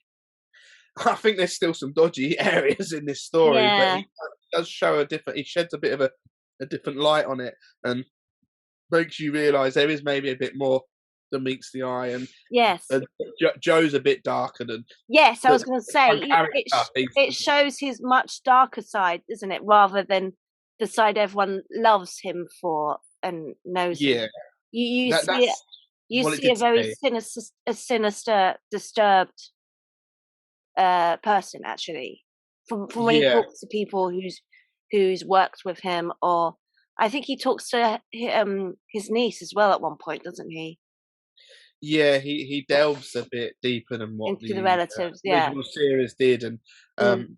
he talks to not such large in life characters and people that are a bit more grounded and Yeah, shed a bit more the nieces, common wasn't she? sense. She came across as being very level-headed, and Yeah, and I'd say it was more of a serious documentary because yeah. the original Tiger King, just the interviews, like the practicality behind the filmmaking. There's a guy interviewed in a bath. He's just sitting Oh, in the bath. And it's just like there's a guy with no shirt on being interviewed. I mean, the actual filmmaking behind it's hilarious. yeah, yeah, It's like, yeah, yeah. they were I think almost setting Tiger it up. King did very well during the first lockdown, didn't it? Yeah, yeah, yeah, incredible. Really, it was a big phenomenon, and I got quite hooked to that pretty quick. I didn't expect it to be as fun as it was. It was like a pure fun, like Yeah, cinematic experience. It's almost like a film, really. yeah. How how nuts the stories were. There's everything in that, you know, like lust, deceit, theft, Everything. like It's quite. It violence is. as well. Yeah, and like when you delve into Louis' documentary, you realize there's a lot going on behind. He's definitely an interesting character, isn't he? He's got like two husbands, and and I remember, I think in the very first one he did, there was a flashback where Louis asked him what happens if you'd have to stop doing your zoo or something like that, and he said, I'd euthanize all the animals. And he said, would you really? He goes, yeah. So he'd kill all the animals, and also part of the controversy with that was that he's breeding these cubs, wasn't he, to live in Yeah, captivity, and that's where Carol Baskin comes in, because she's, completely against wild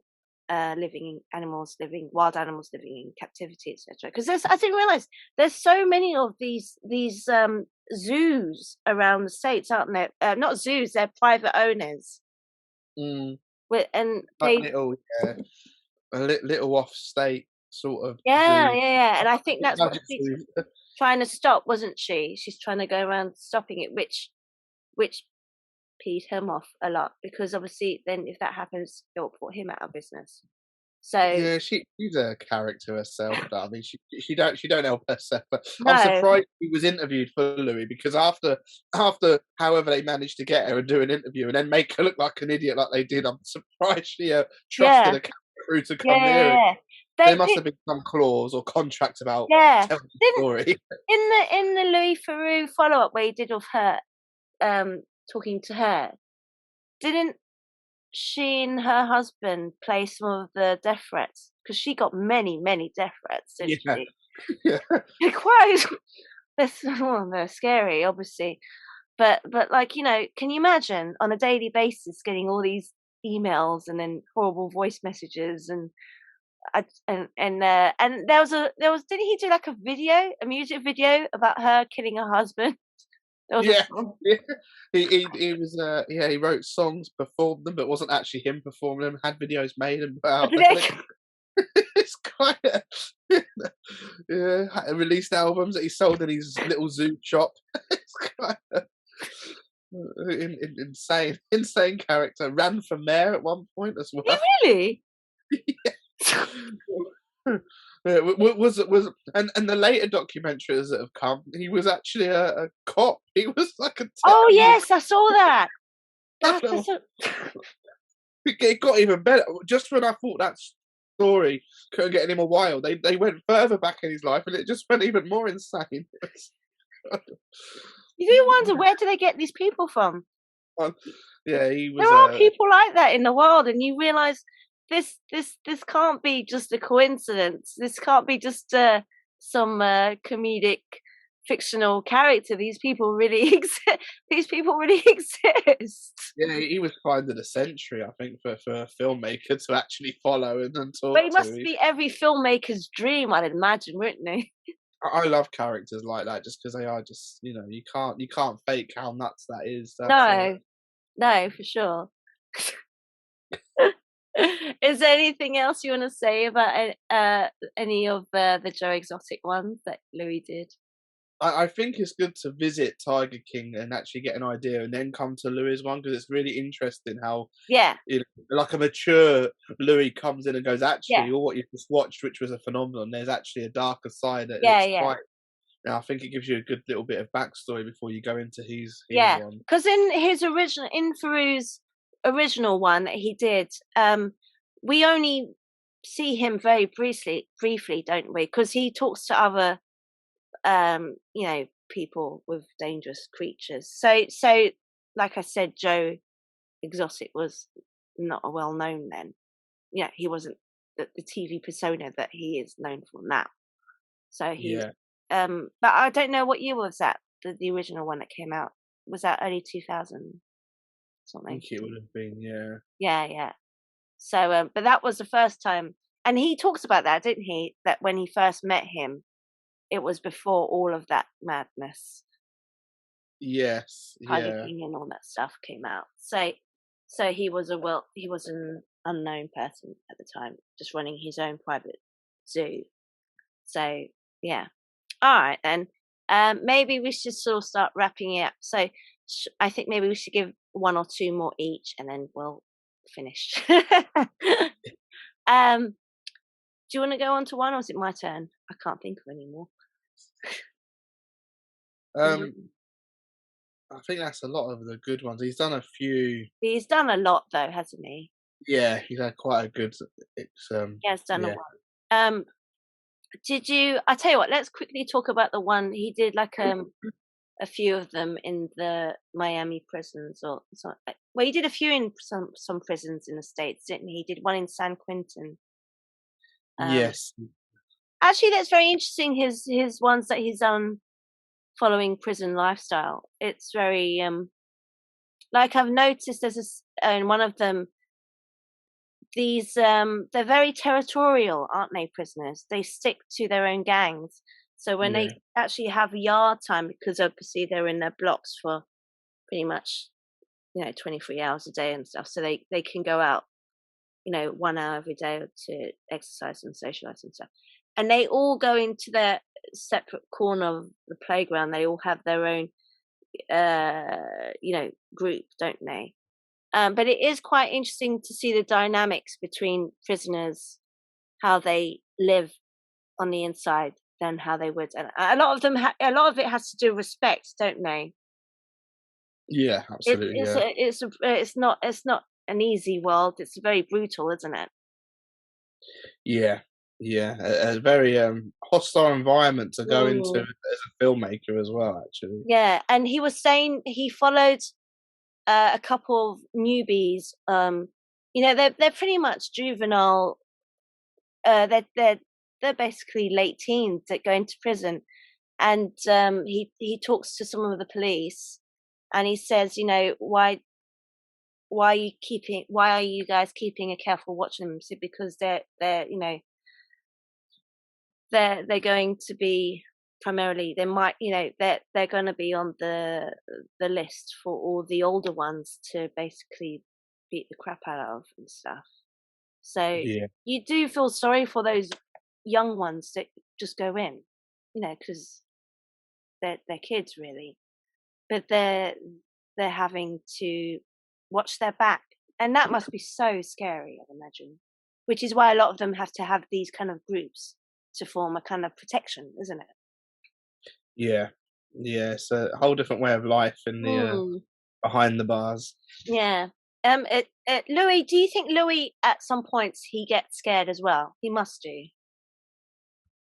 Yeah, I think he's probably good at masking and hiding it, but there must be some situations over these years where he's felt a bit compromised, because he's Yeah. certainly been rubbing shoulders with some pretty heavy people that Mm, and the crews are small. I've seen some little behind the scenes. There's not many of them. He's got a sound guy, a camera in him, and that's not. They've not got a lot of protection. They're quite vulnerable in the situations they're in. yeah. Um, How many in that situation? How many people in the crew follow him around I roughly? think in some situations, I think there's been as little as three. Himself, sound, and camera have literally been all Okay. what's there. Others would be bigger, but there has definitely been situations in his early days as well. There wasn't many of them at No. all, No. and they certainly weren't in a position to get out of too much trouble if it was to occur. They've had to. Yeah. I mean, yeah, it's brave. I've got it's a brave. Looking at it from some logistics, it's brave to walk into those environments with a bit of an Yeah. attitude that he has as well. And Yeah. um, He does talk to some interesting people, doesn't he? Like there was one that he did. I mean, he's done a few of um, prisons. He's done but there was one of them where he talks to a couple. So it's like a former Nazi who develops a relationship with a Jewish guy, and he's like, don't you find that quite ironic? Because he used to be, obviously, like, a Nazi. So he was, what, I don't know what the name is, I can't think. But he was in a gang. So the um neo-Nazis, the kind of yeah, the model. neo Nazis. Yeah, you're right. And then he formed this relationship with a Jewish guy. But actually, on the outside world, he was saying, "Do you have so is this a relationship between you?" And he's like, "Yeah, it's a companionship, and his boyfriend, the Jewish guy, um, puts mascara on, and that's one of the questions that Louis asks him and says, "Do you find that actually he's actually very clever, this guy, with doing that, because he's making himself out to be female in that situation.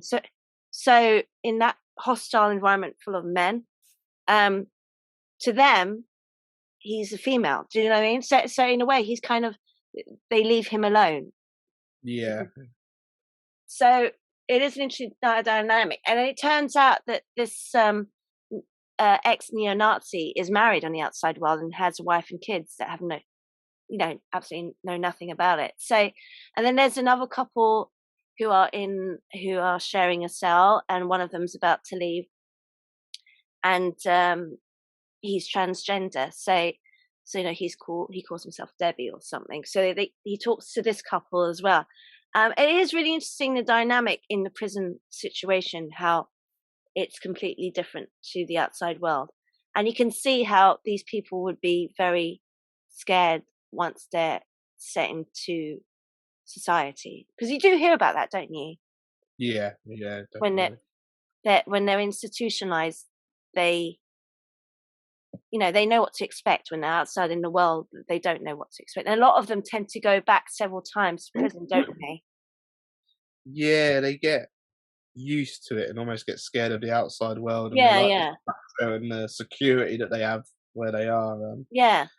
And they're respected. You've got to kind of understand, in their situation in prison, there might be someone, if you know. Yeah, So you can kind of, whereas on the outside world, you're not. You're at the bottom of the pile again, aren't you? yes, it's a much different way of life and Hmm. hard to adjust out. If you get if you're there for a long time, you do adjust, and then it's hard to readjust coming Yeah, out. yeah. It's a bit like reverse culture shock, like if you go from one country to the next after so much time. Yeah. So you can kind of see how that transition would be very difficult. Is there anything you want to talk about, any of his prison ones, before we go on to one of yours, and then we'll finish? And No, I think that's quite a good one. summary of him Okay. touching.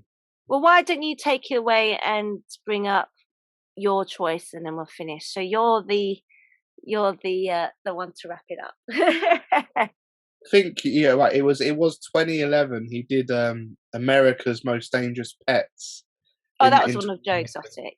and that that's a fun one because I do love animals. I'm a pet keeper myself, and yeah, Yes, with some of the cockroaches. pets, yeah, some of the pets that people get, that the more real eccentric ones are amazing. So Yeah, yeah. it's always America. He always goes to America for these things, which is like You know, great. at one point, I do remember a scene somewhere that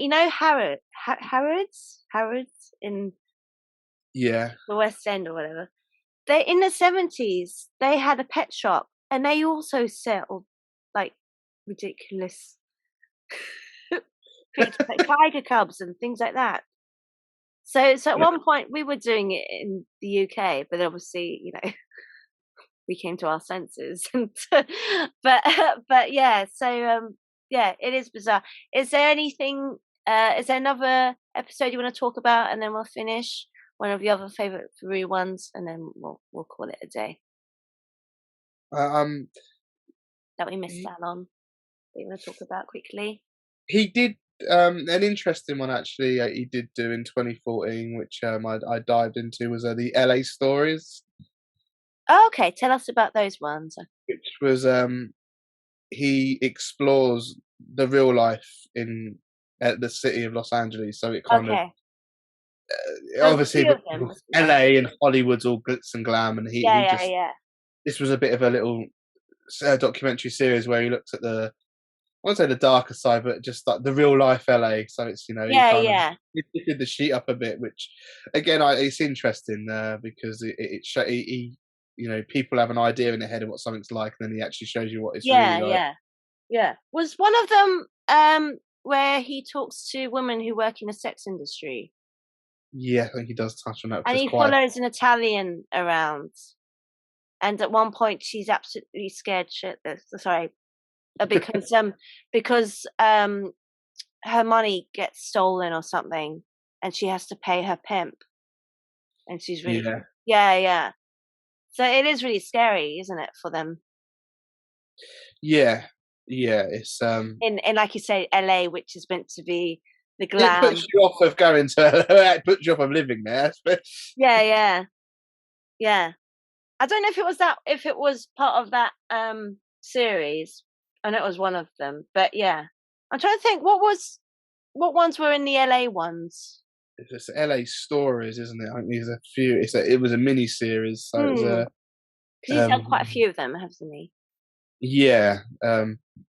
There is the recent one I believe is 2014, and again probably is on the BBC iPlayer. You can probably catch these on in the UK, um, which I Yeah, think is a lot of a lot of the well, a fair chunk of his stuff is on. there. And some of the darker ones as well that are on there. Yeah, Looking, yeah, yeah. I mean, his filmography must be so long now. yeah, it is pretty He's done impressive. he's done so much. It's I mean, there've been so many that we've missed out, but he's definitely a very impressive documentarian for sure.